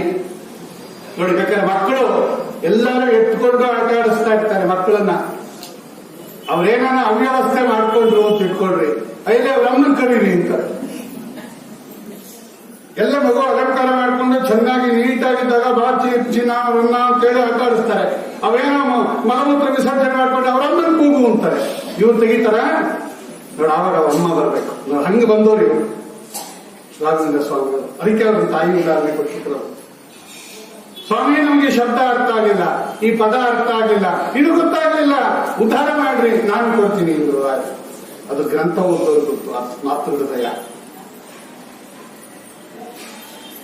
ಅದಕ್ಕೆ ದಾಸರಾಯರು ಕಂದನ ಮೊರೆ ಕೇಳಿ ಜನನಿಯು ಬರುವಂತೆ. ಕಂದನ ಮೊರೆ ಕೇಳಿದಾಗ ಬೇರೆ ಯಾರು ಬರೋದಿಲ್ಲ, ಜನನಿ ಬರ್ತಾರೆ, ತಾಯಿ ಬರ್ತಾರೆ. ನೋಡಿ, ಅದು ಹಡತಾಯಿನೇ ಬರೋದು. ಅದಕ್ಕೆ ಜನನಿ ಶಬ್ದ ಪ್ರಯೋಗ ಆಗಿರೋದು. ಮಾತೃ ಅಂದಿಲ್ಲ ಅವರು, ಜನನಿ ಎಂದು. ಈ ಮಲ್ತಾಯಿ ಇರ್ತಾಳಲ್ಲ, ಅವಳದು ತಾಯಿ ಅಂತ ಇರ್ತಾರೆ ನಮ್ಮ ಶಾಸ್ತ್ರದಲ್ಲಿ. ಆದ್ರೆ ಅವಳು ಹಡದಿರಲ್ಲ, ಅವಳಿಗೆ ಅಷ್ಟೊಂದು ಅಭಿಮಾನ ಇರಲ್ಲ, ಹೋಗ್ತಾರೆ ಅವಳು. ಜನನಿ ಹಡೆದವಳು ಅಂತ ಅವಳು ಬರ್ತಾರೆ. ಆ ಪದ ಪ್ರಯೋಗ ನೋಡ್ರಿ ಎಷ್ಟು ಚಾತುರ್ಯ ಇರ್ತದೆ. ಇದು ಅತ್ಯಂತ ದಯಾಳುತ್ವ. ಮಾತೃ ಸದೃಶ ದಯಾಳುತ್ವ, ಅತ್ಯಂತ ದಯಾಳುತ್ವ ನಾಮ ಮಾತೃ ಸದೃಶ, ಜನನಿ ಸದೃಶ ದಯಾಳುತ್ವ ಕೊಟ್ಟರು ಮಹಾನುಭಾವ. ಅವರು ಕೊಟ್ಟಿದ್ದನ್ನು ತಿರ್ಗಾ ನಾವು ವಾಪಸ್ ಕೊಟ್ಟರೆ ಇಲ್ಲ, ಎಷ್ಟೋ ಸಲ ಅವರಿಗೆ ಆದ್ರೂ ತ್ವರೆ ಕೊಟ್ಟರು. ನೋಡಿ, ಇದೊಂದು ದಯಾಳುತ್ವ, ಅತ್ಯಂತ ದಯಾಳುತ್ವ ಇದು. ಕೆಲವು ಸಲ ಕೊಡ್ತಾರೆ. ಈ ಮಗು ತಂದೆ ಹತ್ರ ಹೋಗುತ್ತೆ, ತಾತನ ಹತ್ರ ಹೋಗುತ್ತೆ, ತಾತ ನಂಗೊಂಚೂರು ಕೊಡು ಅಂತ ಕೊಡ್ತಾನ. ಅವನೇ ಕೊಡಿಸೋದು. ಅದನ್ನ ತಿರ್ಗಾ ಕೈತಾನೆ, ನಂಗೊಂದು ಸ್ವಲ್ಪ ಕೊಡ್ತೀಯ ಅಂತ ಕೊಡೋಲ್ಲ ಅಂತ ಮಗು. ನೋಡಿ, ಅವನೇ ಕೊಡ್ಸಿರ್ತಾನೆ ಚಾಕ್ಲೇಟ್. ತಾತ ಏನೋ ಕೇಳ್ತಾನೆ, ನಂಗೊಂಚೂರು ಕೊಡ್ತೀಯ? ಇದು ನಾನು ಕೊಡಲ್ಲ ಯಾರಿಗೂ. ಅಯ್ಯೋ, ನನ್ನ ಹತ್ರನೇ ಇಸ್ಕೊಂಡು ನಂಗೆ ಕೊಡಲ್ಲ ಅಂತಾನೆ. ನಾವು ಇವತ್ತು ರಾಯರ ಹತ್ರ ಹಂಗೆ ಮಾಡಿದ್ದು. ಎಲ್ಲ ಅವರ ಅನುಗ್ರಹದಿಂದ ಬಂದದ್ದು, ಅವ್ರಿಗೇನು ಕೊಡ್ಲಿಲ್ಲ. ಆದ್ರೂ ನಮ್ಗೆ ಕೋಪ ಮಾಡ್ಕೊಳ್ಳಿಲ್ಲ. ಇದು ಅತ್ಯಂತ ದಯಾಳುತ್ವ. ಲೋಕದಲ್ಲಿ ಹಂಗೇನಾದ್ರೆ ಅವತ್ ಮಾತ್ರ ನಮ್ಮ ಹತ್ರ ಬಂದ್ಬಿಟ್ಟೆ, ನಾನು ಕೇಳಿದ್ರೆ ಕೊಡೋದಿಲ್ಲ, ಇನ್ನೊಂದ್ಸಲ ನಮ್ಮ ಮನೆಗೆ ಬಾ ಅಂತ ನಾವು. ರಾಯರಂಗಲಿಲ್ಲ. ಅವ್ರು ಕೊಟ್ಟಿದ್ದನ್ನ ವಾಪಸ್ ಅವ್ರು ಕೊಡದೇ ಇದ್ರು ಕೂಡ ಇವತ್ತು ಆದರದಿಂದ ಕೊಡ್ತಾ ಇದ್ದಾರೆ ರಾಯರು. ನೀವೇ ಎಷ್ಟೆಷ್ಟು ತಗೊಂಡಿದ್ದೀರ ನೋಡ್ರಿ, ಬೇಕಾದ್ರೆ ಅವ್ರ ಅನುಗ್ರಹಕ್ಕೆ ಪಾತ್ರವಾಗಿದ್ದೀರ. ನಿಮ್ ಜೀವನದಲ್ಲಿ ಮಠಕ್ಕೆ ಬರುವಾಗ ಬಂದಾಗಿನಿಂದ ಏನೇನು ಅವ್ರ ಹತ್ರ ಕೇಳ್ಕೊಂಡಿದ್ರಿ, ಏನೇನು ನಿಮ್ಮ ಬೇಡಿಕೆ ಈಡೇರಿಸಿ ಅಲ್ಲಿ ನೋಡ್ರಿ. ನಾವು ಅವ್ರಿಗೆ ಏನ್ ಕೊಟ್ಟಿದ್ವಿ, ಅವ್ರು ನಮ್ಗೆ ಏನ್ ಕೊಟ್ಟಿದ್ದಾರೆ, ತ್ಯಾಗ ಹಾಕ್ರಿ. ಇದು ಅತ್ಯಂತ ದಯಾಳುತ್ವ. ಇದೆಲ್ಲದಕ್ಕಿಂತ ಕಿರೀಟಪ್ರಾಯವಾಗಿರ್ತಕ್ಕಂಥದ್ದು ಬೇರೆ ಏನ್ ಬೇಕಾದ್ರೂ ಕೊಟ್ಕೊಡ್ಬೋದು. ಅನ್ನ ಕೊಡಬಹುದು, ಬಟ್ಟೆ ಕೊಡಬಹುದು, ಆಶ್ರಯ ಕೊಡಬಹುದು, ಆರೋಗ್ಯ ಕೊಡಬಹುದು. ಜ್ಞಾನ ಕೊಡಲ್ಲ ಯಾರು. ಅತ್ಯಮೂಲ್ಯವಾಗಿರ್ತಕ್ಕಂಥದ್ದು ಜ್ಞಾನ ಅಂತಕ್ಕಂಥದ್ದು. ಅಧ್ಯಾತ್ಮ ವಿದ್ಯೆ ಇದೆಯಲ್ಲ, ಭಗವಂತನ ಸರ್ವೋತ್ತಮತ್ವ ಜ್ಞಾನ, ಇದು ಯಾರೂ ಕೊಡೋದಿಲ್ಲ. ಅಂತಹ ಅತೀ ದುರ್ಲಭವಾಗಿರ್ತಕ್ಕಂತಹ ಜ್ಞಾನದ ಧಾರೆಯನ್ನು ಕೊಟ್ಟಿರೋದಾದ್ದರಿಂದ ರಾಯರು ಅತ್ಯಂತ ದಯಾಳು. ಯಾಕೆ? ಆ ಜ್ಞಾನ ಇದೆಯಲ್ಲ, ಅದು ಎಲ್ಲಿಗೆ ತಗೊಂಡೋಗುತ್ತೆ? ನಮ್ಮನ್ನ ಮೋಕ್ಷಕ್ಕೆ ತಗೊಂಡೋಗೋದು. ಈ ತರದ ಯಾರು ವ್ಯಾಲ್ಯೂಬಲ್ ಐಟಮ್ ಎಲ್ಲ ಕೊಟ್ಬಿಡ್ತಾರೆ, ತುಂಬಾ ದಯಾಳು ಅಂತ ಹೇಳಿ. ಏನೋ ನೀವು ತುಂಬಾ ದಯಾಳುಗಳು ತಗೊಂಡಿದ್ವಿ, ನಿಮ್ ಮನೆ ಬೀರೂರಿರೋ ನೆಕ್ಲೆಸ್ ಕೊಡ್ರಿ, ಏನೋ ಅವನ ದುಡ್ಡು ಕಾಸೋ ಒಂದು 10 ರೂಪಾಯೋ 50 ರೂಪಾಯೋ 100 ರೂಪಾಯೋ 1000 ರೂಪಾಯೋ ಕೊಡ್ತಾನೆ. ನಿಮ್ಮ ಮನೆಯಲ್ಲಿ ಬೀರೂರು ಇಟ್ಟಿದ್ದೀರ, ನೆಕ್ಲೆಸ್ ಕೊಡ್ತೀರಾ? ಕೊಡ್ತಾನೆ. ಅವ್ನು ದಯಾಳು. ನಮ್ಮ ಪೊಲೀಸ್ ಸ್ಟೇಷನ್ ಕಂಪ್ಲೇಂಟ್ ಕೊಡ್ತಾನೆ. ನೋಡಿ, ನೀವು ಅಮೂಲ್ಯ ವಸ್ತುಗಳನ್ನ ಕೇಳ್ತಾ ಕೇಳ್ತಾ ಅವನ ದಯಾಳುತ್ವ ಏನಾಗುತ್ತೆ? ಏನ್ ದಯಾಳುದ್ರಿ ಅಂದ್ರೆ, ಹೌದ್ರಿ ಇದರಲ್ಲೆಲ್ಲ ದಯಾಳಲ್ಲ, ಬೇಕಾದ್ರೆ ಊಟ ಹಾಕ್ತೀವಿ, ಅದೆಲ್ಲ ಕೇಳಬಾರ್ದು ನೀನು. ನೋಡಿ, ಅಮೂಲ್ಯ ವಸ್ತು ಕೇಳಿದಂಗೂ ಕೂಡ ದಯಾಳುತ್ವ ಲೋಕದಲ್ಲಿ ಏನಾಗುತ್ತೆ? ಡೌನ್ ಆಗತ್ತೆ. ರಾಯರ ಹತ್ರ ನಾವು ಕೇಳಿದ್ದು ತುಂಬಾ ಅಮೂಲ್ಯ ವಸ್ತು. ಏನದು? ಅಧ್ಯಾತ್ಮ ಜ್ಞಾನ, ಭಗವಂತನ ಜ್ಞಾನ ಕೊಡ್ರಿ ಅಂತ ಕೇಳಿದ್ವಿ, ಕೊಟ್ಟರು ರಾಜ, ಕೊಟ್ಟರು. ನೋಡಿ, ಅಂತಹ ಅಮೂಲ್ಯ ವಸ್ತುವನ್ನು ಕೂಡ ಕೊಡಬೇಕಾದ್ರೆ ಇನ್ನೆಷ್ಟು ದಯಾಳುತ್ವ ಇರಬೇಕು. ತಾಯಿ ಕೊಡರು. ಏನ್ ಜ್ಞಾನ ಕೊಟ್ಟರು? ಅವ್ರ ಗ್ರಂಥ ಓದ್ರಿ ಗೊತ್ತಾಗುತ್ತೆ. ಅದಕ್ಕೆ ಅವ್ರ ಗ್ರಂಥ ಓದ್ಬೇಕು. ಊಟ ಮಾಡ್ತೀವಿ, ರಾಯಮಠದಲ್ಲಿ ಬಂದು ಬೇಕಾದಷ್ಟು ಆಡಾದ್ಮೇಲೆ ಭಕ್ಷ್ಯ ಹಾಕ್ತಾರೆ, ಅಥವಾ ಅಲಂಕಾರ ಪಂಕ್ತಿ ಕರೀತಾರೆ, ರೇಷ್ಮೆ ವಸ್ತ್ರ ಕೊಡ್ತಾರೆ, ಬೆಳ್ಳಿ ತಟ್ಟೆ ಕೊಡ್ತಾರೆ, ಬಂಗಾರ ಕೊಡ್ಬೋದು, ಏನ್ ಬೇಕಾದ್ರೂ ಕೊಡ್ಬೋದು. ಜ್ಞಾನ ಯಾರು ಕೊಡ್ತಾರೆ? ಸೇವಾಕರ್ತರು ಜ್ಞಾನ ಕೊಡ್ತಾರ ಅವರು. ನೋಡಿ, ರಾಯ ಕೊಡ್ತಾರೆ. ಏನ್ ಬೇಕು ನಿಮಗೆ? ಜ್ಞಾನ ಬೇಕಾ? ಭಗವಂತನ ಜ್ಞಾನ ಬೇಕಾ? ನಾ ಕೊಡ್ತೀನಿ. ಅಮೂಲ್ಯ ವಸ್ತುವನ್ನ ಯಾರು ಕೊಡ್ತಾರಲ್ಲ ಇವರು ನೋಡ್ರಿ, ಅತ್ಯಂತ ನ್ಯಾಯಸುಧಾದಲ್ಲಿ ಮೂಲ ಕೃತಿಯದು ಅನುವ್ಯಾಖ್ಯಾನ. ನಾರಾಯಣಂ ನಿಖಿಲ ಪೂರ್ಣ ಗುಣೈಕ ದೇಹಂ ನಿರ್ದೋಷಮಾಪ್ಯತಮಪತ್ಯ ಗ್ರಹಿಸ್ವಾಕ್ಯೈ ಅಸ್ಯೋದ್ಭವಾದಿದಮಶೇಷ ವಿಶೇಷತೋಪಿ ವಂದ್ಯಂ ಸದಾ ಪ್ರಿಯತಮಂ ಮಮ ಸನ್ನಮಾಮಿ. ಅತ್ರ ಆರ್ಥಿಕ ಪುನರುಕ್ತಿ ಸ್ತುತಿತ್ವಮೇವ ಸಮಾಧಾನಂ ಅವಗಂತವ್ಯಂ. ರಾಯರು ಬರೆದು, ಯಾರೋ ಟೀಕಾರಾಯರು ಬರೆದು ಬಿಟ್ಟರು. ಏನು ಜ್ಞಾನ ಕೊಟ್ಟಿದ್ದಾರೆ ರಾಯರು, ಅದು ಓದ್ದೋರಿಗೆ ಗೊತ್ತಾಗತ್ತೆ. ಅದು ಆ ಪರಿಶ್ರಮ ಅವ್ರಿಗೆ ಗೊತ್ತು. ಅದಕ್ಕೆ ಅವ್ರಿಗೆ ಅತ್ಯಂತ ದಯಾಳುವೆ ಅಂತ ಬರೆದಿರೋದು ನಾವು. ದುಡ್ಡು ಕಾಸು ಅಲ್ಲ, ಊಟ ತಿಂಡಿ ಅಲ್ಲ. ನೋಡಿ, ಈ ಅನುವ್ಯಾಖ್ಯಾನದ ಈ ಮಂಗಳಾಚರಣ ಶ್ಲೋಕದಲ್ಲಿ ಆರ್ಥಿಕ ಪುನರುಕ್ತಿ ಇದೆ. ಆರ್ಥಿಕ ಪುನರುಕ್ತಿ ದೋಷ ಅಲ್ಲ. ಯಾಕೆ? ಇದು ಸ್ತೋತ್ರ ಆಗಿರೋದ್ರಿಂದ ಅಂತ ಬರೆದುಬಿಟ್ರು ಟೀಕಾರಾಯರು. ಆ ನಾರಾಯಣ ನಿಖಿಲ ಪೂರ್ಣ ಗುಣೈಕ ದೇಹಂ ನಿರ್ದೋಷಮಾಪ್ಯತಮಪಕಿಲಿಸುವಾಕ್ಯೈ ಅನ್ನೋ ಕಡೆ ಅವನ್ಯಾರೋ ಪರವಾಗಿ ಆಕ್ಷೇಪ ಮಾಡ್ದ, ಇಲ್ಲಿ ಪೌನರುಕ್ತಿ ದೋಷ ಇದೆ ಎಂದ. ಎಂತ ಪೌನರುಕ್ತಿ ಇದೆ ಅಂತ ಕೇಳಿದ್ರು ಟೀಕಾರಾಯರು. ಶಾಬ್ದಿಕ ಪೌನರುಕ್ತಿನ ಆರ್ಥಿಕ ಪುನರುಕ್ತಿನ ಅಂದ್ರು. ಆರ್ಥಿಕ ಪುನರುಕ್ತಿ ಇದೆ ಎಂದ. ಟೀಕಾಕೃತ್ಪಾದರು ಹೇಳಿದ್ರು, ಆರ್ಥಿಕ ಪುನರುಕ್ತಿ ಸ್ತೋತ್ರದಲ್ಲಿ ದೋಷ ಅಲ್ಲ. ಅತ್ರ ಈ ಶ್ಲೋಕದಲ್ಲಿ ಆರ್ಥಿಕ ಪುನರುಕ್ತಿ ಸ್ತುತಿತ್ವಮೇವ ಸಮಾಧಾನಂ ಅವಗಂತವ್ಯಂ. ಸ್ತೋತ್ರದಲ್ಲಿ ಸ್ತೋತ್ರ ಮಾಡುವಾಗ ಹೇಳಿದ್ದೇ ಹೇಳಿದ್ರೆ ದೋಷ ಅಲ್ಲ ಅಂತ ಒಟ್ಟು ತಾತ್ಪರ್ಯ. ಇಷ್ಟು ಬರೆದುಬಿಟ್ರು ಟೀಕಾರಾಯರು ನ್ಯಾಯಸುಧಾದಲ್ಲಿ. ಆಯ್ತು, ಅಷ್ಟೇ ಬರ್ತಿರೋದು. ನಮ್ಮ ಮನೆ ಬರಕ್ಕೆ ಏನಾಯ್ತು ಅಂದ್ರೆ, ಆ ಶ್ಲೋಕದಲ್ಲಿ ಎಲ್ಲ ಆರ್ಥಿಕ ಪುನರುಕ್ತಿ ಇದೆ ಅಂತಲೇ ಗೊತ್ತಿಲ್ಲ ನಮಗೆ. ಫಸ್ಟ್ ನೋಡಿ, ನಮ್ಮ ಮನೆ ಬರ ಎಂತದ್ದು ಆರ್ಥಿಕ ಪುನರುಕ್ತಿ ಇದೆ ಅಂತ ಪರವಾಗಿ ಹೇಳಿದ. ಅದಕ್ಕೆ ಸಮಾಧಾನ ಕೊಟ್ಬಿಟ್ರು ಟೀಕಾರಾಯರು. ಸ್ತೋತ್ರದಲ್ಲಿ ಆರ್ಥಿಕ ಪುನರುಕ್ತಿ ದೋಷ ಅಲ್ಲ, ಸಮಾಧಾನ ಮಾಡ್ಕೊಳ್ರಿ. ಇದು ಸ್ತೋತ್ರ, ನಾರಾಯಣನ ಸ್ತೋತ್ರ, ಮಂಗಳಾಚರಣ ಸ್ತೋತ್ರ. ಇದರಲ್ಲಿ ಆರ್ಥಿಕ ಪುನರುಕ್ತಿ ದೋಷ ಅಲ್ಲ. ಇಷ್ಟು ಹೇಳಿದ್ರು ಮುಗಿಸ್ಬಿಟ್ರು. ಎಲ್ಲಿದೆ ಆರ್ಥಿಕ ಪುನರುಕ್ತಿ ಆ ಶ್ಲೋಕದಲ್ಲಿ? ಗೊತ್ತಿಲ್ಲ ನಮಗೆ, ಗೊತ್ತಿಲ್ಲ. ಇವಾಗ ಈಗ ಯಾರು ನಮ್ಗೆ ಹೇಳೋದು? ಸಮಾಧಾನನೂ ಆಗೋಯ್ತು, ಎಲ್ಲಿದೆ ಆರ್ಥಿಕ ಪುನರುಕ್ತಿ ಅಂತಾನೆ ಗೊತ್ತಿಲ್ಲ. ಏನ್ ಮಾಡ್ಬೇಕು? ಕಣ್ಕೊಂಡು ಬಿಟ್ಕೊಂಡು ಕೂತಿದ್ವಿ ಅವಾಗ. ಕಂದನ ಮೊರೆ ಕೇಳಿ ಜನನಿಯು ಬರುವಂತೆ ಬಂದನು ರಾಘವೇಂದ್ರ. ರಾಯ ಬಂದರು, ಪರಿಮಳ ಬರೆದ್ರು. ಆರ್ಥಿಕ ಪುನರುಕ್ತಿ ಎಲ್ಲಿದೆ ಗೊತ್ತಾ? ನಾನ್ ತೋರಿಸ್ತೀನಿ ನಿಮ್ಗೆ ಅಂದ್ರು. ಏನು ಕಾರುಣ್ಯ ರೀ ಅವ್ರಿಗೆ?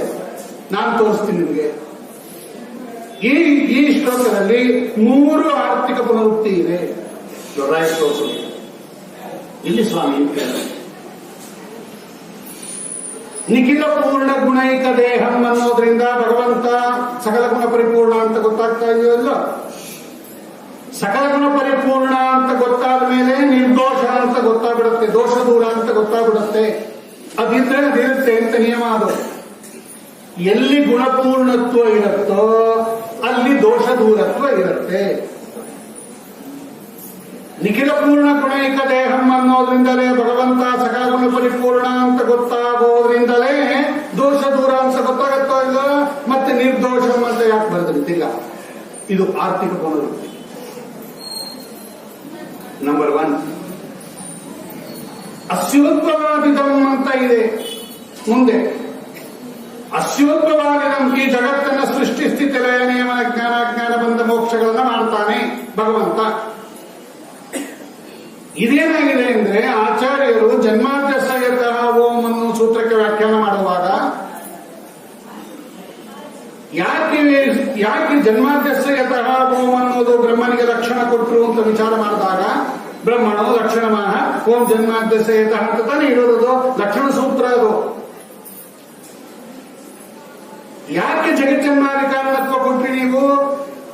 ಭಗವಂತನ ಲಕ್ಷಣ ಸಕಲ ಗುಣ ಪರಿಪೂರ್ಣತ್ವ ಅನ್ನೋದು ಭಗವಂತನ ಪ್ರಧಾನ ಲಕ್ಷಣ. ಅದು ಬ್ರಹ್ಮ ಶಬ್ದದಿಂದ ಅದು ನಮಗೆ ಗೊತ್ತಾಗ್ತಾ ಇರೋದು. ಓಂ ಅಥಾತೋ ಬ್ರಹ್ಮ ಜಿಜ್ಞಾಸ ಓಂ ಅನ್ನೋ ಕಡೆ ಬ್ರಹ್ಮ ಶಬ್ದ ಇದೆಯಲ್ಲ, ಬ್ರಹ್ಮ ಶಬ್ದಕ್ಕೆ ಗುಣ ಪರಿಪೂರ್ಣ ಅಂತ ಅರ್ಥ. ಅದು ಪ್ರಧಾನ ಲಕ್ಷಣ. ಆದ್ರೆ ಸೂತ್ರಕಾರರು ಏನ್ ಮಾಡ್ಬಿಟ್ರು, ಜನ್ಮಾದ್ಯಸಯತಃ ಓಂ ಅಂತ ಕೊಟ್ಟರು. ಅದಕ್ಕೆ ಆಚಾರ್ಯ ಏನ್ ಮಾಡಿದ್ರು, ಜನ್ಮಾದ್ಯಸಯತಃ ಓಂ ಜಗಜ್ಜನ್ಮಾದಿ ಕಾರಣತ್ವ ಅನ್ನೋದು ಉಪಲಕ್ಷಣ, ಸಕಲ ಗುಣ ಪರಿಪೂರ್ಣತ್ವ ಅನ್ನೋದೇ ಲಕ್ಷಣ. ಇದನ್ನ ಅದು ಸಿದ್ಧಿ ಆಗೋದಕ್ಕೆ ಇದನ್ನು ಕೊಟ್ಟಿದ್ದೀವಿ ಎಂದ್ರು. ಗುಣ ಸರ್ವಸ್ವ ಸಿದ್ಧಯೇ ಅಂತಿದೆ ಅಲ್ಲಿ. ಅವನು ಹಿಡ್ಕೊಂಡ ಅಲ್ಲಿಗೆ ಜಗಜ್ಜನ್ಮಾದಿ ಕಾರಣತ್ವ ಅನ್ನೋದ್ರಿಂದಲೇ ಸಕಲ ಗುಣ ಪರಿಪೂರ್ಣತ್ವ ಅನ್ನೋದು ನೀವೇ ಹೇಳ್ತಾ ಇದ್ದೀರ. ಅದರ ರೆಪ್ರೆಸೆಂಟೇಟಿವ್ ಅದು. ಯಾಕೆಂದ್ರೆ ಲಕ್ಷಣ ಕೊಡಬೇಕಾದ್ರೆ ಅದು ಲೋಕದಲ್ಲಿ ಏನಾದರೂ ಪ್ರಸಿದ್ಧಿಯಾಗಿರಬೇಕು. ಅದು ಅಸಂಭಾವಿತ ದೋಷ ಬಂದ್ಬಿಡುತ್ತೆ. ಅದಕ್ಕೆ ಏನ್ ಮಾಡಿದ್ರು, ಲೋಕದಲ್ಲಿ ಗುಣ ಪರಿಪೂರ್ಣ ವಸ್ತುನೇ ಇಲ್ಲ, ಅದು ಲಕ್ಷಣ ಕೊಡಕ್ಕಾಗಲ್ಲ ಹಂಗೆ. ಅದಕ್ಕೆ ಅವ್ರೇನ್ ಮಾಡಿದ್ರು, ಜನ್ಮಾದ್ಯಸಯತಃ ಓಂ ಅಂತ ಲಕ್ಷಣ ಕೊಟ್ಬಿಟ್ರು. ಜಗಜ್ಜನ್ಮಾದಿ ಕಾರಣತ್ವ, ಜನ್ಮಾದಿ ಕಾರಣತ್ವ ಅನ್ನೋದು ಲೋಕದಲ್ಲಿ ಕಂಡಿದ್ದೀವಿ, ಇವನು ಜಗಜ್ಜನ್ಮಾದಿ ಕಾರಣನಾಗಿದ್ದಾನೆ ಅಂತ. ಅದರಿಂದ ಅದನ್ನು ತಗೊಳ್ರಿ ಅಂತ ಅವರ ಅಭಿಪ್ರಾಯ. ಅಸಂಭಾವನಾ ಶಂಕ ನಿವಾರಣೆ ಮಾಡಕ್ಕೋಸ್ಕರವಾಗಿ ಜಗಜ್ಜನ್ಮಾದಿ ಕಾರಣತ್ವ ರೂಪ ಲಕ್ಷಣ.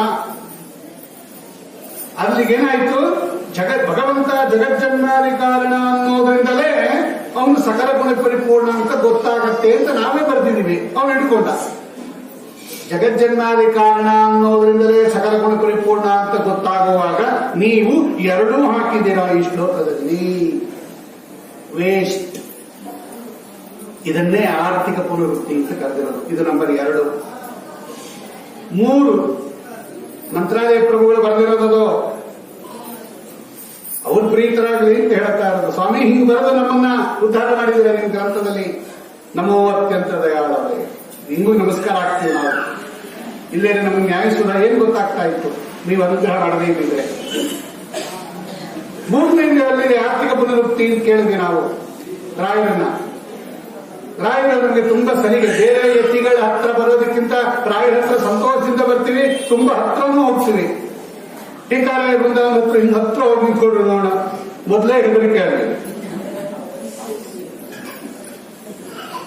ಬೇರೆ ಬೇರೆ ಬೃಂದಾವನ ಹತ್ರ ಬಿಡೋದು ಇಲ್ಲ, ಹೋಗೋಕ್ಕೂ ಆಗೋದಿಲ್ಲ, ಭಯ ನಮಗೆ ಎಲ್ಲ. ರಾಯರವ್ರಿಗೆ ತುಂಬಾ ಸಲೀಸು. ಅವ್ರ ರಥೋತ್ಸವ ಹಂಗೆ ತರ್ತಾ ಇರ್ತೀವಿ. ಏನೋ ಒಂದು ಪ್ಯಾಂಟ್ ಶರ್ಟ್ ಹಾಕೊಂಡು ಕಂಡು ಮಂತ್ರಾಲಯದಲ್ಲೇ ಮಾಡ್ತಾರೆ, ನೀವ್ ಯಾಕೆ ಮಾಡಲ್ಲ? ಏನಂತಂದ್ರೆ ತುಂಬಾ ಸಲಿಗೆ ರಾಯರನ್ನ ಕಂಡ್ರೆ ನಮ್ಗೆ. ಕೇಳಿದ್ವಿ ರಾಯರನ್ನ, ಸ್ವಾಮಿ ಎಲ್ಲಿದೆ? 3ನೇದು ಅವಾಗ ಹೇಳಿದ್ರು ಅವರು. ನೋಡ್ರಿ, ಅಸ್ಯೋದ್ಭವಾದಿದಂ ಅಂತ ಇದೆ. ಈ ಜಗತ್ತನ್ನ ಭಗವಂತ ನಿರ್ಮಾಣ ಮಾಡ್ತಾನೆ ಅಂತಿದೆ ಅಲ್ವೇನಪ್ಪ. ಈ ಜಗತ್ತಿಗೆ ಸೃಷ್ಟಿ ಸ್ಥಿತಿ ಲಯ ಎಲ್ಲ ಮಾಡ್ತಾನೆ. ಅವನು ಸೃಷ್ಟಿ ಸ್ಥಿತಿ ಲಯ ಎಲ್ಲ ಮಾಡ್ತಾನೆ ಅನ್ನೋದ್ರಿಂದಲೇ ಅವನಿಗೆ ದೇಹ ಇದೆ ಅಂತ ಗೊತ್ತಾಗುತ್ತೋ ಇಲ್ಲೋ.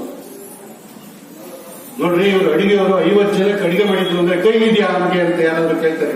ಕೈ ಇಲ್ಲದೆ ಅಡಿಗೆ ಹೆಂಗೆ ಮಾಡ್ತಾನೆ? ಇವನೊಬ್ಬನೇ 50 ಜನಕ್ಕೆ ಅಡಿಗೆ ಮಾಡಿದ್ದಾನೆ ಅಂತ ಹೇಳಿದ್ರೆ ಅವನಿಗೆ ಕೈ, ಕಾಲು, ಕಿವಿ, ಕಣ್ಣು ಎಲ್ಲ ಚೆನ್ನಾಗಿದೆ ಅಂತಾನೆ ಅರ್ಥ. ಕೈ ಇದೆಯಾ ಅವನಿಗೆ ಅಂದ್ರೆ ಅವ್ನು ಮಾಡಿ ಕಡುಬು ತಿನ್ಬಿಟ್ಟು ಬೋಂಡ ತಿನ್ಬಿಟ್ಟು ಕೈ ಇದೆಯಾ ಅಂತ ಕೇಳಿದ್ರೆ, ಅಡಿಗೆ ಮಾಡಿದವನೇ ಅಂದ್ಮೇಲೆ ಕೈ ಇದೆ ಅಂತ ಹೆಂಗ್ ಗೊತ್ತಾಗತ್ತೋ, ಜಗತ್ತನ್ನು ನಿರ್ಮಾಣ ಮಾಡಿದಾನೆ ಅಂದ್ಮೇಲೆ ಅವನಿಗೆ ದೇಹ ಇದೆ ಅಂತ ಗೊತ್ತಾಗತ್ತೆ ಸ್ವಾಮಿ. ತಿರ್ಗಾ ನೀವು ದೇಹಂ ಅಂತ ಬರ್ತೀರ ಅದ್ಮೇಲೆ ನಾರಾಯಣ ನಿಖಿಲ ಪೂರ್ಣ ಗುಣೈಕ ದೇಹಂ, ಜಗಜ್ಜನ್ಮಾದಿ ಕಾರಣ ಅನ್ನೋದ್ರಿಂದಲೇ ದೇಹ ಇದೆ ಅಂತ ಗೊತ್ತಾಗತ್ತಲ್ರಿ. ಇದು ಪುನರುಕ್ತಿ. ಹೀಗೆ ಈ ಶ್ಲೋಕದಲ್ಲಿ 3 ಪೌನರುಕ್ತಿ ಇದೆ. ಆರ್ಥಿಕ ಪೌನರುಕ್ತಿ. ಆರ್ಥಿಕ ಪೌನರುಕ್ತಿ ಅಂದ್ರೇನು? ಅದೇ ಅರ್ಥ ಬರಬೇಕು, ಬೇರೆ ಬೇರೆ ಶಬ್ದ ಇರಬೇಕು ಅಂತ. ಅರ್ಥಾತ್ ಶಬ್ದ ಬೇರೆನೇ ಅದು, ಆದ್ರೆ ಅರ್ಥ ಮುಂದೆನೇ ಅದು. ಇದಕ್ಕೆ ಆರ್ಥಿಕ ಪುನರುಕ್ತಿ ಅಂತ ಹೇಳ್ತಾರೆ. 3 ಆರ್ಥಿಕ ಪುನರುಕ್ತಿ ಇದೆ ಗುರುಗಳೇ ಅಂತ ನಮಗೆಲ್ಲರಲ್ಲಿ ತೋರಿಸ್ರಿ ಎಂದಾಗ ನೋಡಿ ರಾಯರು ತೋರಿಸ್ಕೊಟ್ಟು. ಇದು ಅತ್ಯಂತ ದಯಾಳುತ್ವ. ಈ ತರ ಮೋಕ್ಷಶಾಸ್ತ್ರ ಅದರ ವ್ಯಾಖ್ಯಾನ ಆಚಾರ್ಯರ ಗ್ರಂಥ ಅಲ್ವಾ? ಮಧುರಾಯರ ಗ್ರಂಥಗಳೆಲ್ಲ ಮೋಕ್ಷ ಗ್ರಂಥಗಳು ತಾನೆ.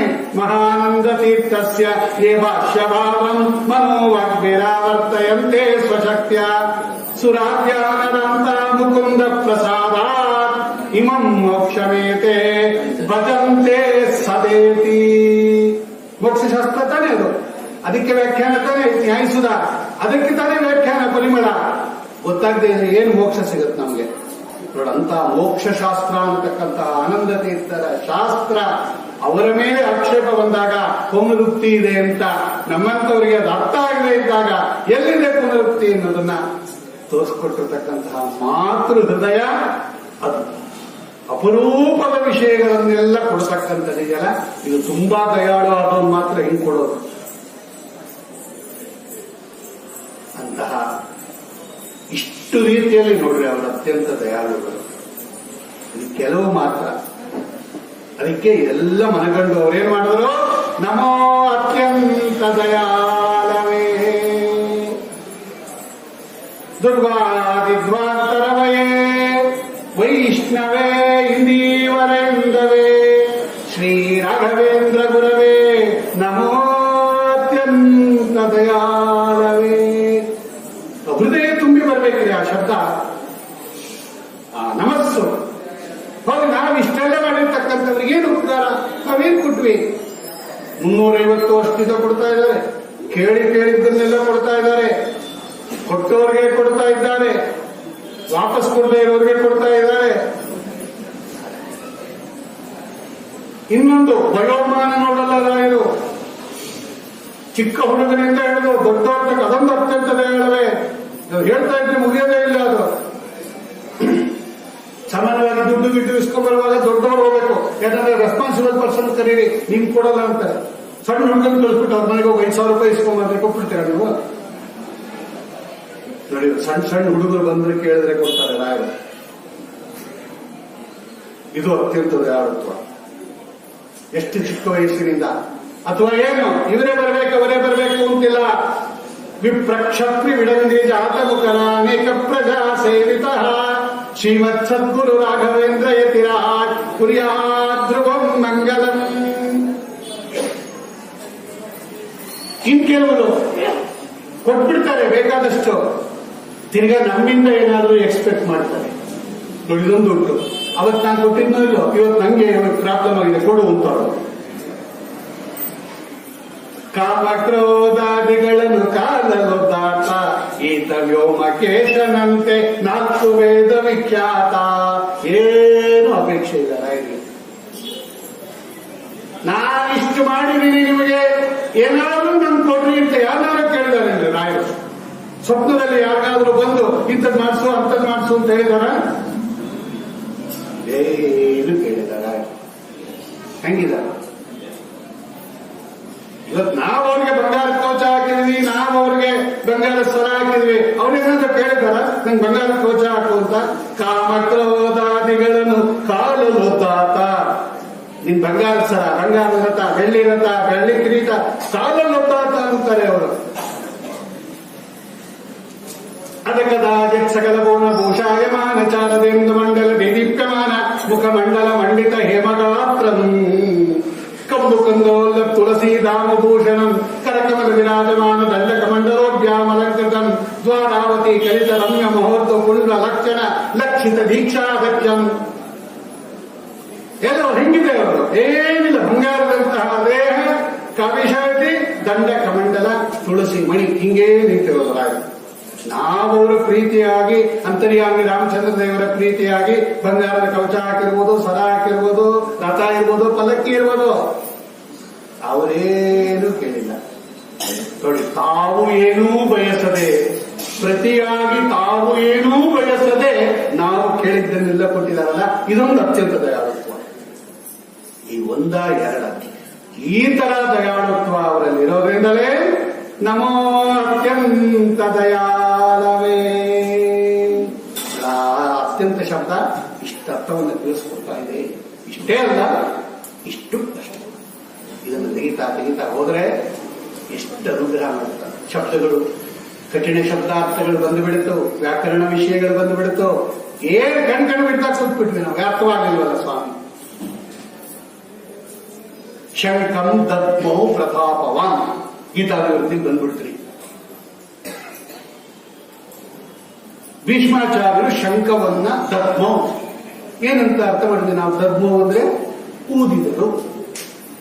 ತಸ್ಯ ಸಂಜನಯನ್ ಹರ್ಷಂ ಕುರು ವೃದ್ಧ ಪಿತಾಮಹ ಶಂಕಂ ದದ್ಮೌ ಪ್ರತಾಪವಾನ್. ದದ್ಮೌ ಅಂದ್ರು. ಏನ್ ದದ್ಮೌ ಅಂದ್ರೆ ಏನು? ನಾವ್ ಹಿಂದೆ ಶಂಕ ಅಂತಿರೋದ್ರಿಂದ ಮುಂದೆ ದದ್ಮೌ ಅಂದ್ರೆ ಊದಿದರು ಅಂತ ಅರ್ಥ ಮಾಡ್ಕೊಂಡ್ವಿ. ದದ್ಮೌ ಅಂದ್ರೆ ಏನು? ವ್ಯಾಕರಣ ರೀತಿಯ ಏನು ದದ್ಮೌ ಅಂದ್ರೆ?